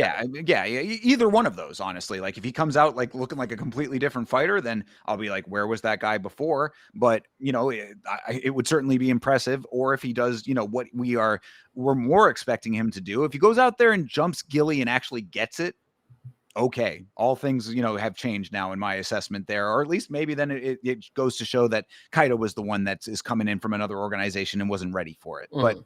I don't see any of that happening. I think that Kaito is going to be the one to take this and maybe next up. Yeah, I kind of agree with you. I'm taking Kaida. Yeah. All right. We'll see what happens there, starting out our main card. Moving on up the card now, of course, was where it was going to be Perez Zayam versus Kue Fernandez. Zayam is no longer on the card, and I've already forgotten the name of the gentleman who is Harry replacing him. Hatwick, Harry Hardwick, yes, is some random guy. yeah, I believe that he is a Cage Warriors No, guy. I no, no. want They actually found him outside. He was on one of the scaffoldings. He was doing the painting, yeah, where they pulled a window washer off of the literally. building. So I mean, when it comes to that, I mean, you got to go with Kue Fernandez, right? I mean, even that hurts my heart to say because Fernandez is just not great. I mean, I can go through the stats if you want me to, but I could care less about this guy. No, actually, go for it for the audience. sure. All right. Well, Kue Fernandez is 10-2, 2-1 in the UFC. His wins are over Guram Kurtseladze and Muhammad Yahya. His losses to Mark DeCasey. God, losing to Mark DeCasey. Loss was a split decision to DeCasey. Even worse, he KO'd Yahya and got a unanimous decision win over Guram Kurtseladze. Yeah, with that being said, I could care less about this dude. If Zaim would have been the one to stay in the matchup, that would have been cool. But the fact that it's this Koi Fernandez dude, even though Zaim should not have even been fighting this dude, like Zaim has been, he just came off fighting two named guys that we know that are like in the promotion that are decent, and the fact he goes up against some like literal scrub is kind of crazy. And then he's the one that pulled out, so now we get stuck with the literal scrub, and we don't get the fun performance that we're supposed to see because we're supposed to see Zaim come out here and smoke him. Like that's what they're supposed to set up in front of the French crowd. But now we get a random Brazilian versus another guy. So Yeah, I whatever. mean, it literally took the words right out of my mouth. This was the fight that was for the French fans. I mean, this Yeah, was going to be a hometown guy going out there getting a spectacular win kind of deal. I mean, even though Zayam, he has in the past been kind of decision merchanty. I have in the notes, three unanimous decision wins, split decision in there as well. Of course, he got that beautiful knee knockout of Matt Frivola, so that kind of changes the dynamics a little bit. But decision guy mostly. But against Kue Fernandez, he should have been able to pull off a really spectacular performance. But now dynamics are completely changed. I don't even know why they're really trying to keep Kue Fernandez on this card, honestly, in my scrap opinion. it. Just Yes, scrap right. it. Absolutely. We got 14 fights on this thing. Come on. You can definitely lose one. Yeah, And this would, of all of them to lose, if you can't have a somewhat known name for the French audience, then yeah, this is absolutely one that can be altogether scrapped. So like at least with Kyle Prepelic, he was a Canadian. So when he filled in to fight BSD back on the Canadian card, it at least made sense. Like, oh, we found a Canadian to fill in, but finding a fill in for a Brazilian, it's like just don't even care. yeah. So I mean, all based on all of what we're saying, Kue Fernandez has UFC experience. I don't think that this Hardwick fellow is I mean, I don't know anything about him, to be perfectly honest. I haven't done any research on it. The news of the cancellation broke just before the podcast today, so not enough time to make a full on assessment. If there was ever a guy to come in and get a name off of real quick, it would be Kue Fernandez, though. So, maybe this dude comes in and pulls a Steve Urseg, short notice, gets a nice knockout, and now he's a name in the organization. I'd love to see it over Kue Fernandez. Don't anticipate it. Got to go with Fernandez, sad to say. 100%. Actually, no, I'm going with Harry. Sorry. You're going with Harry? I'm going to take Harry. You're going to take Harry? You're doing it for the show. I'm doing it for the fans. All right. All right. Well, I again, want vote, to I want to take vote, this TBA guy. He's minus 350 against Koi, but either way. yeah. Who's this mythical TBA? New mythical fighter unlocked. He's not a minus 1500, so he's at least bettable. There you go. All right. Well, either way, you heard it out there, people. You take the information and do with it what you want. But I mean, Fernandez is probably your safer bet. 100%. All right, moving Oh on. God, why is this on this? What the fuck? This is cursed as shit. Well, I'll introduce it, and you see if you feel the same way after I give you all of the details here. This is Modestas Bukauskas versus Paul Craig. Bukauskas, 18-6, 4-1 in his last 5. His wins are over Iwan Kutelaba, Rafael Sequeira, Marcin Prachnio, and Zach Pauga. His losses to Vitor Petrino. Grab bag of fight conclusions for Bukauskas. Split decision win over Kutalaba, excuse me. Knockout win over Sakara.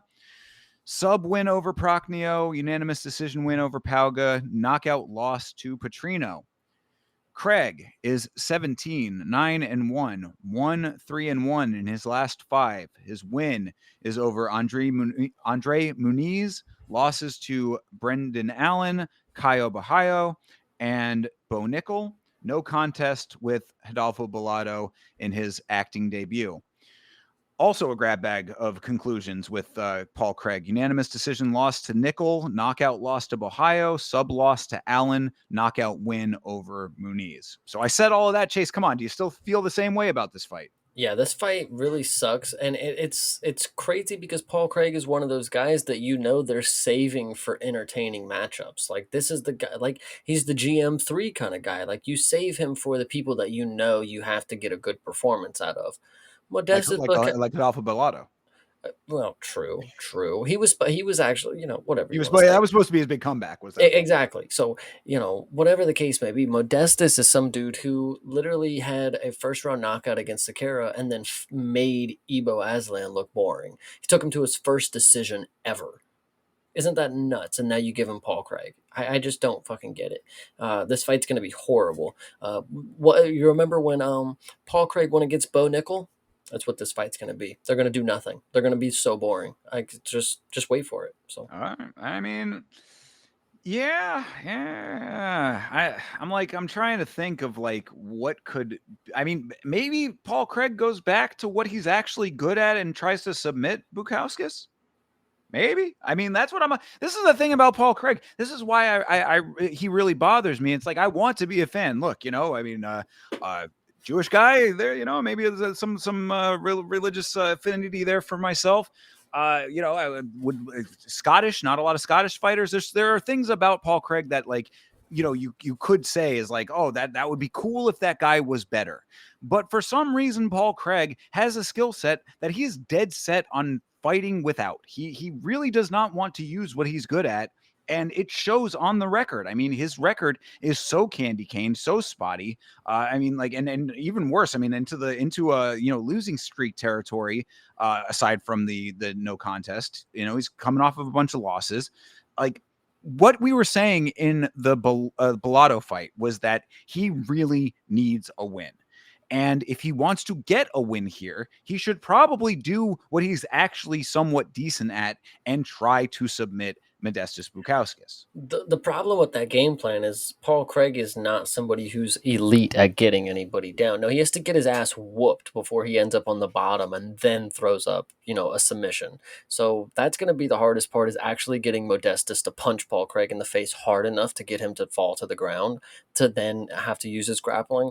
Modestas is not going to show any type of grit. Like, the fact that he went in against Ebo and was terribly fucking terrified of the power, like, I'm not thinking that he's going to do the same thing against Paul Craig, but he already shows that, like, he just ain't in it to fucking win it. Like, you go in and get a first round knockout, and then the next one you go straight to decision with a dude who's never been to decision.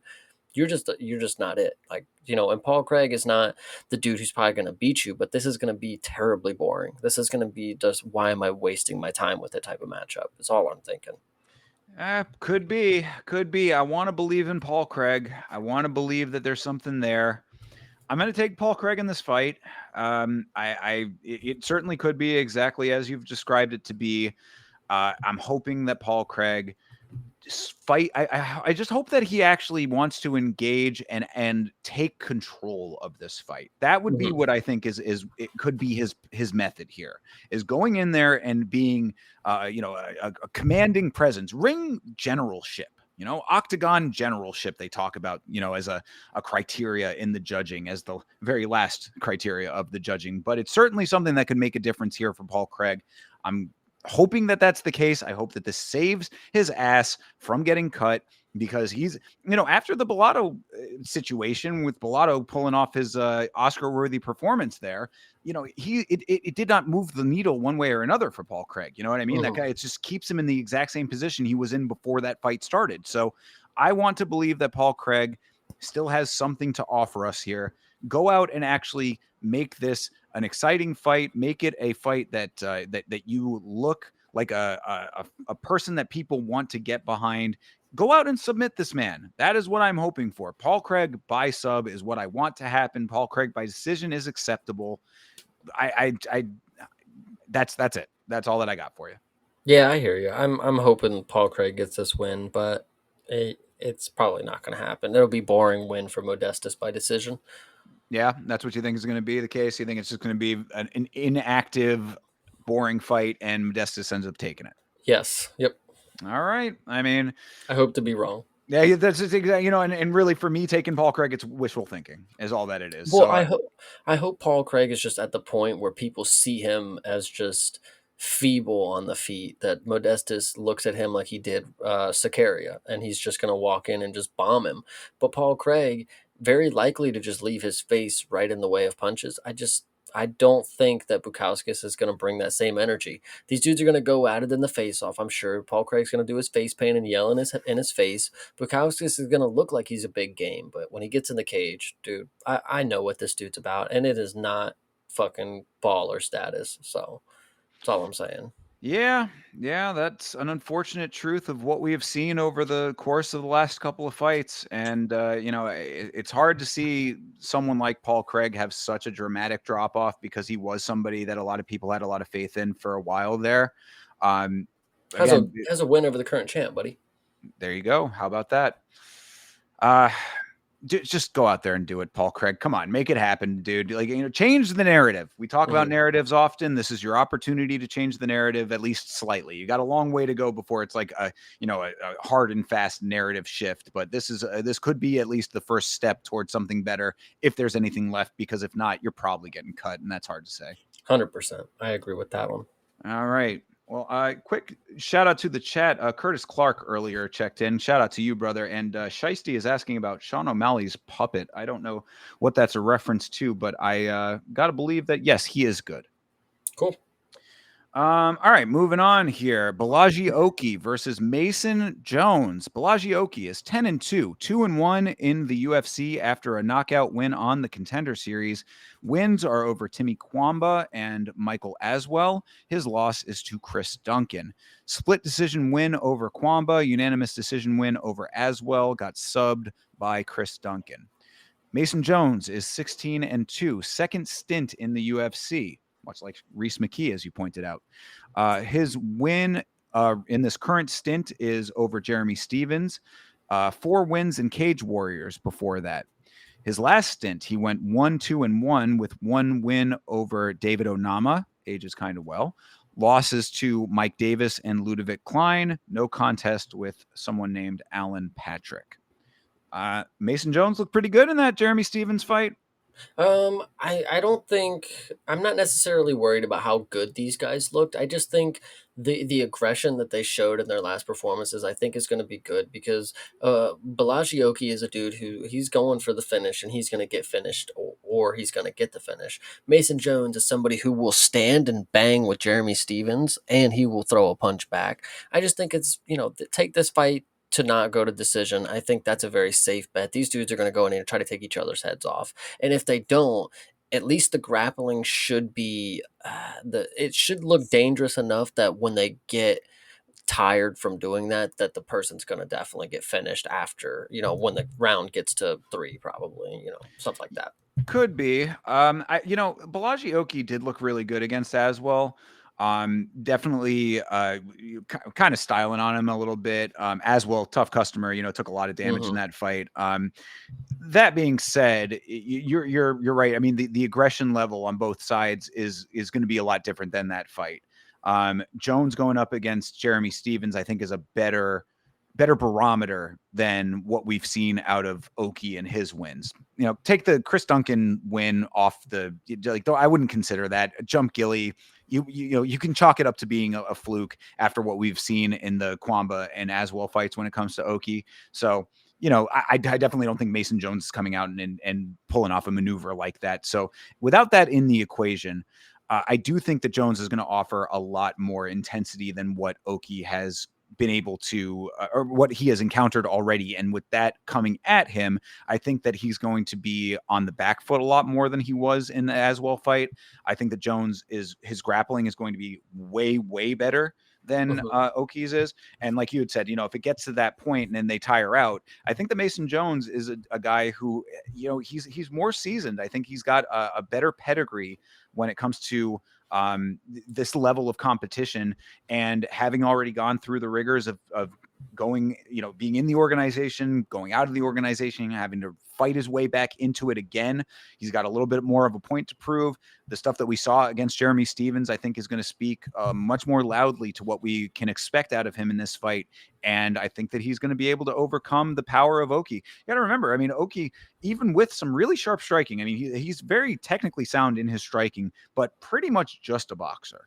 Yeah. And I think that Mason Jones is a lot more well-rounded than that.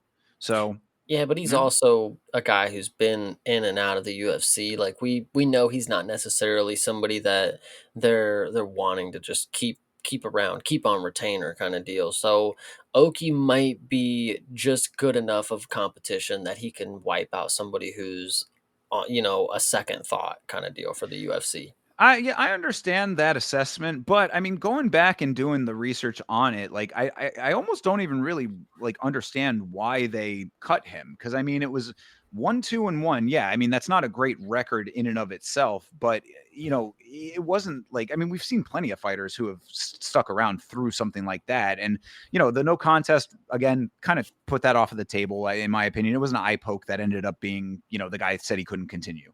Okay, fine. Whatever. I don't put too much stock into that. 1 and 2 with the losses to Davis and to Klein, like I'm okay with that. Like, I mean, like like it doesn't signal to me like, yeah, this guy never should have been in here. He, this is a dude who wasn't cut out for this. Whatever the case may be, ends up out of the promotion.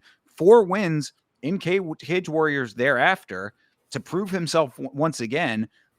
I think he comes in with a bit of a point to prove, like, maybe he's trying to overcome this assessment like that line of thinking. Yeah, no, I definitely agree with you. He's a little more seasoned than Oki. I mean, the competition that he's faced is worthy. It's UFC level comp, and Oki has not been here as long. Mason Jones is making a second trip around the sun. So, will he show that he's beyond his years? We will soon find out. He also, I remember the commentary going into the Stevens fight talking about how seriously he wanted to adjust and like get better, like make the improvements. Like there might have been some like life stuff going on outside of the organization, outside of fighting that were affecting things. I don't remember that specifically, but I do remember them making a big point about how he wanted to make all of the necessary changes to evolve himself to be the fighter that he was hoping to be. So after seeing him beat Jeremy Stevens, who's, I mean, as far as MMA goes, yes, he is, who the fuck is that guy? He will always be that, but the dude is he's a tough motherfucker. I mean, like the dude, champion in bare knuckle, household name as far as MMA goes, as if, he's been around as long as I have, at least. A win over Jeremy Stevens does speak pretty highly to me. All of those things said, I'm riding with Mason Jones here. I think that Borralho still has a ways to go, and I definitely think that if he starts wrestling him, which we did see, if you remember the third round of that Jeremy Stevens fight, it was all Mason Jones wrestling him. It was all control. Mm. He even kind of admitted, he was like, yeah, I would have liked to have done a little bit more in that third round, but I had to get myself to the win. If he was able to do that against Jeremy Stevens, who's been around as long as he has, I think he's going to be able to do that against Borralho. I'm gonna go ahead and take Oki in this one. All right. I mean, you can go ahead and do that. I think that the only other reason why, and this is the last thing I'll say about this, the only other reason why I'm not going with Oki is that because you can say, oh, the striking is going to be there. He might be able to lay hands on him to the point where he puts him out. Jones took some heavy shots from Jeremy Stevens, a lot of them actually. I mean, like that, those first 2 rounds were banger rounds. It was a great fight. Hmm. Took a lot of heavy damage from him. Didn't get put out from those. Borralho put a beating on Michael Aswell, and you can say Michael Aswell just has the greatest chin of them all. He's got a granite chin. Maybe that's the truth, but what I got out of that for me personally was that Oki might just not have the power in his hands. Now, prove me wrong. I'm okay with that. Wins He's gonna. over. I mean, He's it gonna was he's gonna take Mason's head off. I'm taking that. That's what I'm taking. split decision win over Timmy Kwamba, brother. Yeah, we'll see. We'll see. All right, so yeah, I mean, go ahead and take Oki on that one. I am riding with my guy Mason Jones. I think I want to believe that Mason Jones in this second stint is going to be a dude putting on for Wales. He's going to be out there being the next Welsh guy. You know, Oh yeah. we don't have our former Welsh king anymore. His name is escaping me right now, and it's We making have me. Oban. Oh yeah, no, God, please, Oban Elliott. All right, fine, but no, Jack Shore. Jack Shore is who I was thinking of. Yeah, we don't have Jack Shore anymore. Oban Elliott just got brutally annihilated. This is going to be, put your faith in Mason Jones, is what I'm saying. Oh yeah. All right. Co-main event of this thing is Benoit Saint Denis versus Mauricio Hufi. Saint Denis is 14-3, 3-2 in his last 5. His wins are over Thiago Moises, Matt Frivola, and Kyle Prepelic, as you had mentioned. His losses are to Renato Moicano and Dustin Poirier. Knockout wins over Thiago Moises and Matt Frivola. Knockout losses to Moicano and to Poirier. Sub-win over Prepelic. Mauricio Hufi is 12-1, 3-0 in the UFC after a knockout win on the Contender Series. His wins are over Jamie Malarkey, James Yontop, and King Green. KOs of Malarkey and Green, a unanimous decision win over Yontop. This one, I think. I mean, there's just the same thing is going to be said for the main event. So I'll just start here. Is like the fighting nerds are not unbeatable. Everybody seems to believe that every time they get matched up, they are just automatically going to win. And the reason I think that's just an incorrect assessment is because not everybody is going to go through the UFC and be unbeatable. It just doesn't happen. You know, there's only one person that has, and he had to have a very hand-picked, selected route to get there. Mauricio Hufi is going straight to the top, and he's facing the top of the competition. Benoit Saint Denis is not somebody that I necessarily would say is a sure win, but he is somebody that knows how to take damage and fight through it. And if Mauricio don't put him out, then he's going to keep coming. And Benoit is waiting for this. He needs a big opportunity in France, and if he makes it against Hufi, I mean, he can have himself in another title contention picture. I really don't think Benoit is my favorite, but I do think he adds a stylistic matchup to this that he might get Hoofy down, and we might just see how. Hoofy might not even be bad at grappling on his back or in general, but he might just get held down and be negated to do anything. Just like DDP, like he just wasn't able to do anything. Like he wasn't able to score in the fight. I don't think that's necessarily going to happen, but it's possible. We don't know what Hoofy is going to bring when it comes to grappling. We just haven't had to see it yet because he's so creative and explosive on the feet.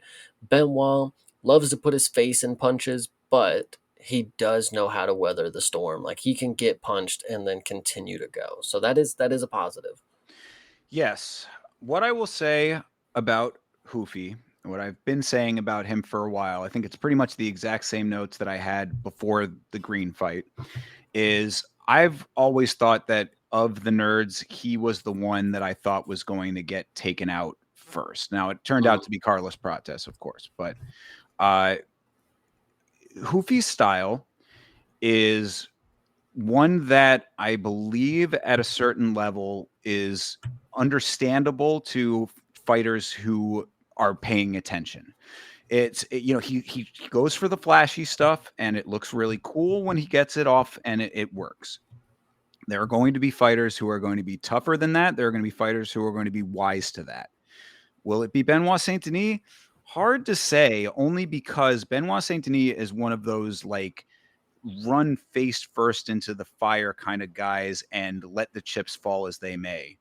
That might be dangerous against Hoofy. Like dangerous for him, dangerous for Benoit Saint Denis because Mm-hmm. it's almost like the Matador situation. It's like Benoit goes in, full of steam, and Hoofy waves the curtain and then just gets a crazy shot off and is able to get the stylistic elements that he wants out of the fight. I don't know if Benoit is going to conduct himself that way, if he's going to maybe be a little bit more strategic, knowing that Hoofy has the style that he has. This is kind of one of those fights that I feel like if Hoofy wins it, it almost sets up the next guy to do exactly what I'm saying here. But I thought that King Green might have had the opportunity to have the same situation. You know what I mean? So it's like somebody has to actually go with what I'm saying at some point where it's like, dude, you know, if you know that this guy is going to be doing the karate stance and you know that he's going to be doing leg sweeps and you know that he's going to be doing spinning wheel kicks, like, you know, somebody actually has to catch wise and then adjust to that. Will it be Benoit Saint Denis? I don't know. I just like it's a tough call on that one because we've seen him run face first into the flames with Dustin Poirier. He should have won the Poirier fight. I stand by that. Well, he I had know. staff. Oh, he did have staff. You are correct about that. That is true, and we can always fall back on that as being the biggest culprit in that one. But I mean, my thing is that like that fight was the exact type of fight that like you knew what Dustin Poirier brings to the table. You knew the methodology that could have negated that. I really think that like it was a navigational error there. And Otto Moicano looked terrible in his last fight. Like you think that person like Benoit's caliber shouldn't have won that one either. I mean, like he has shown himself to have holes in his game based on his navigation of these fights. That's what I'm trying to get at here. Is it's like there are fights that he could have won if he had just utilized his strengths a little bit better. Hoofy is the exact type of fighter that he should be able to win if you just know what you're getting into in this fight. Will he actually do that, though, is the big question here. And I don't know if the answer is yes. I agree. Yeah, I mean BSD, he's a marauder. I mean, he's got to get punched before he actually activates. But I do agree with Shiesty.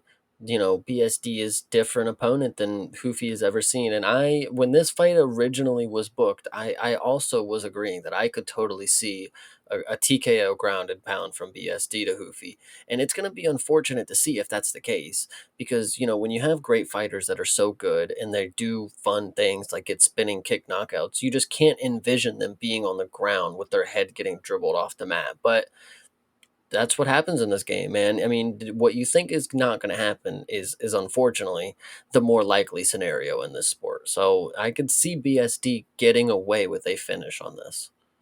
I want to believe it's that could be the case here, and I mean, and I because I've been saying it, I'm waiting for the person that's going to check this style, and it's not because I don't like it. Yeah, you know, I mean, look, he's got a knockout of the year potentially this year. I mean, like you know, the knockout of King Green is the front runner as far as our list goes.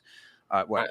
I would also like to say that we just saw Aljo and Brian Ortega get a 5 round fight as a co-main. This definitely should be 5 rounds, but whatever. So True. Yeah. Yeah. Still odd why that, you know, who knows why that was what it was, but digress on that one. Either way, back to my point is that I've been saying for quite some time that Hoofy has a solvable puzzle in his style. Is Benoit Saint Denis going to go out there and put the pieces together? Sure, could happen. I want to believe that he is the type of guy that can definitely muscle through some of these heavier shots and things like that. You know, I mean, if he is he going to be able to withstand the spinning wheel kick if he ends up taking one across the face? Maybe. Yeah, you know what I mean? He's a tough customer. I've seen him take a lot of damage in fights before. It's just a matter of if he actually is going to be strategic versus trying to go tough for tough. I think that even if he did go tough for tough, there's potential for him to win, but do it in a way that makes sense because there are times that you have had the opportunity to be more strategic and tough at the same time, and you didn't do that, and then you lost. yeah, I agree with that one. Now BSD, I think there's a chance, but he definitely he has to navigate it correctly. Yeah, yeah, I agree.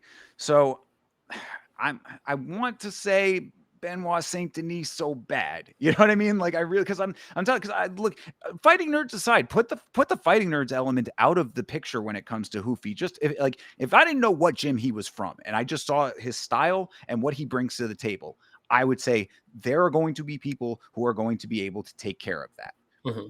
I want to believe that Benoit Saint Denis is that guy. For that reason, I will take him, but I'm going to be really not surprised when it doesn't go his way. And I'm going to say, you know, come back on Monday and be like, he has no one to blame but himself. Yeah. Now this one it's a tough call, but I mean I think it's the same thing that I'll say about this one. I'll say about the main event, and it just goes down to the nerds really. So I think that's the last thing I'm going to say about these ones. So you going with Benoit? I'm going to go with Benoit Saint Denis by a ground and pound TKO. I'm with it. I will also go with Benoit Saint Denis here, but it's by such a razor thin margin. I really like almost feel like like still sort of siding with Hoofy. This is one of those ones that I'm going to have multiple parlays going. You know what I mean? Like I'm going to have one, I'll probably have the same parlay twice with them on both and, Hmm. just Yeah, see what happens. I hear you on that one. Yeah, the podcast looks a little sus right now because neither of us picked Roofy, but that's okay. I know. All right, fine. I'll take him. I Good, mean, good. Yeah, that makes us look a little better. Now we look like somebody's at least in the right of mind to say, yeah, Mauricio Hoofy, he's a fighting nerd. He's never lost in the UFC. All he does I is mean, do creative stuff, whatever you want to say. and yeah, I do ride with the fighting nerds a lot more than you do. So I mean, for that reason, I can go with I can fall back on that. Sure, There fine. you go. Hoofy takes it, but I mean, it's you've heard the assessment from me multiple times on this show at this point. Like I Hmm. do, like of the fighting nerds, I've always said that Hoofy was the one I thought was going to be the first. I really thought he was going to be the one that was going to get taken out and dropped off the map quicker because you just like it's a played style. It's a style that you've seen before. I mean, when people say, "Oh, he reminds me of Connor," it's Hmm. like, yeah, well, right, but we've seen that now. I mean, like, you can't replicate the era of Connor. You can replicate the style, but you can't replicate when it happened. We Yeah, are past that. it's a good So, point. I actually like that. so yeah. So, all right, I will take Mauricio Hoofy for the sake of the show. Good But deal. you've heard you all heard. You know what's going on here. Hell yeah. All right, take it to the main event. This is Nasruddin Imavov versus Caio Bahayo, the other nerd on the card. Nasruddin Imavov is 16-4. He is 4-0-1 in his last 5. His wins are over Israel Adesanya, Brendan Allen, Jared Cannonier, and Roman Dolidze. No contest was with Chris Curtis. Knockout wins over Adesanya and Cannonier, sorta. Unanimous decision win over Allen, majority decision win over Dolidze. Caio Bahayo is 17-1, 5-0 in his last 5. His wins are over Jared Cannonier, Paul Craig, Abus Magomedov, Mikhail Olashechuk, and Mahmoud Muradov. Unanimous decision wins over Cannonier, Magomedov, Muradov, sub win over Olashechuk, knockout of Paul Craig. This one, I think this is a little more interesting when it comes to the styles because these two are definitely going to stand with each other, and I think Imavov is my pick to be able to get the strikes off. He does have fast hands. They call him the sniper, but he definitely should be a machine gun because this dude has quick hands and he's accurate and he pounces. And Kaio, very well rounded. I will agree, but like I just don't think the two things that initiate where Kaio can show you how well rounded he is, the striking and the wrestling, I don't think he does either of those better than Imavov. I think Imavov stuffs all the takedown attempts, or most of them. He may get him down once or twice. The first one, he'll probably get down, and Imavov will get up, just like a feeler, like, oh, okay, well, that's all that you have, kind of deal. And then he's going to stuff it and do a bunch of sprawls after that. But and Imavov is really good at takedowns. So he does a lot of waist locks, and then he'll do like trips and stuff. So I assume he'll be the one to initiate a successful takedown later on. But I mean, for the most part, he's just going to work him on the feet. And I hate to say that because I do like Kaio. He's the one that I think I like the most out of all the nerds, just because he's the leader. He's Leonardo. But I do think this is a bad matchup for him. Even though Imavov has lost 4 different times, he's definitely faced the competition that is worthy as of right now, where they're supposed to be in the title picture. Beating Izzy, finishing Izzy is nuts. I mean, good for him. But split decision, or not split decision, but going to decision with Brendan Allen, I believe it was. I mean, not the greatest look, but Brendan Allen is middle of the road. He's better than good, not as good as great kind of deal. Same thing with Roman Dolidze. Kyle, and then they both faced Jared and finished him. Or actually, I don't even think Kyle finished Jared, but should have been a finish. Yeah, that was the fact that they did not stop that fight was insane. And of course, Jared's kind of the weird anomaly for both of them because Jared, that was the early stoppage in the Imavov fight Yeah. with Jared. Yeah, so it's kind of interesting with that one. I don't really think too much about it, but I think, Shiesty again kind of cooking. I don't know why I'm with France today, but Imavov with a body kick might be pretty good. I don't know if it's going to be the kick that actually TKOs him, but it's definitely might set up the sequence. Yeah, I agree. Nasser Imavov is somebody who I had counted out earlier on. I kind of thought he would have been one of those dudes who hovered around the top five, but never really like cracked the code. Mhm. He has changed my mind. He has forced me to think otherwise, and I don't necessarily feel like he's always the most dynamic fighter in every sequence that I see him in. But what I do know is that he goes out there and finds the win. Mhm. He's certainly a guy who is not afraid of getting his hands on you. He's not afraid of standing in front of you and trading if that's what you want to do. He's really good in the clinch. He's really good in tie. He'll tie clinch you and throw those knees up the middle. Like I mean, like he has a wide array of attacks that he uses interchangeably and very effectively. I would say that skill for skill, as far as well-roundedness goes, he's one of the more well-rounded middleweights that there are at this point. And it's like I say all of that because I had counted him out. Like I mean, like I didn't think that all of those metrics were adding up, but time over time he has proven that like he'll walk through the fire with you if you want to go that route. He'll take you out early if you're not trying to hang with him. Kaio is he's a tough customer. He's a good, solid fighter. He's one of those dudes that like you said, he's like the Leonardo of the pack. He's Mhm. he's also like in the video game when you're on the character select, like the guy that's like the baseline character where all the stats are even across the board. That's Nice. what I think of with Kaio. Like he's good in all departments, but he doesn't excel in any one to the point where it's like that's the thing that gets him to the victory. That's the one aspect that's going to be the barometer, the measuring stick that's going to take him to the next level over someone like Imavov. I think that's where it lands for me, is that Imavov has shown that there's a lot of weapons in the arsenal, and Kaio is good all over the place, but not great in any one area to the point where it's like that pushes him over the top.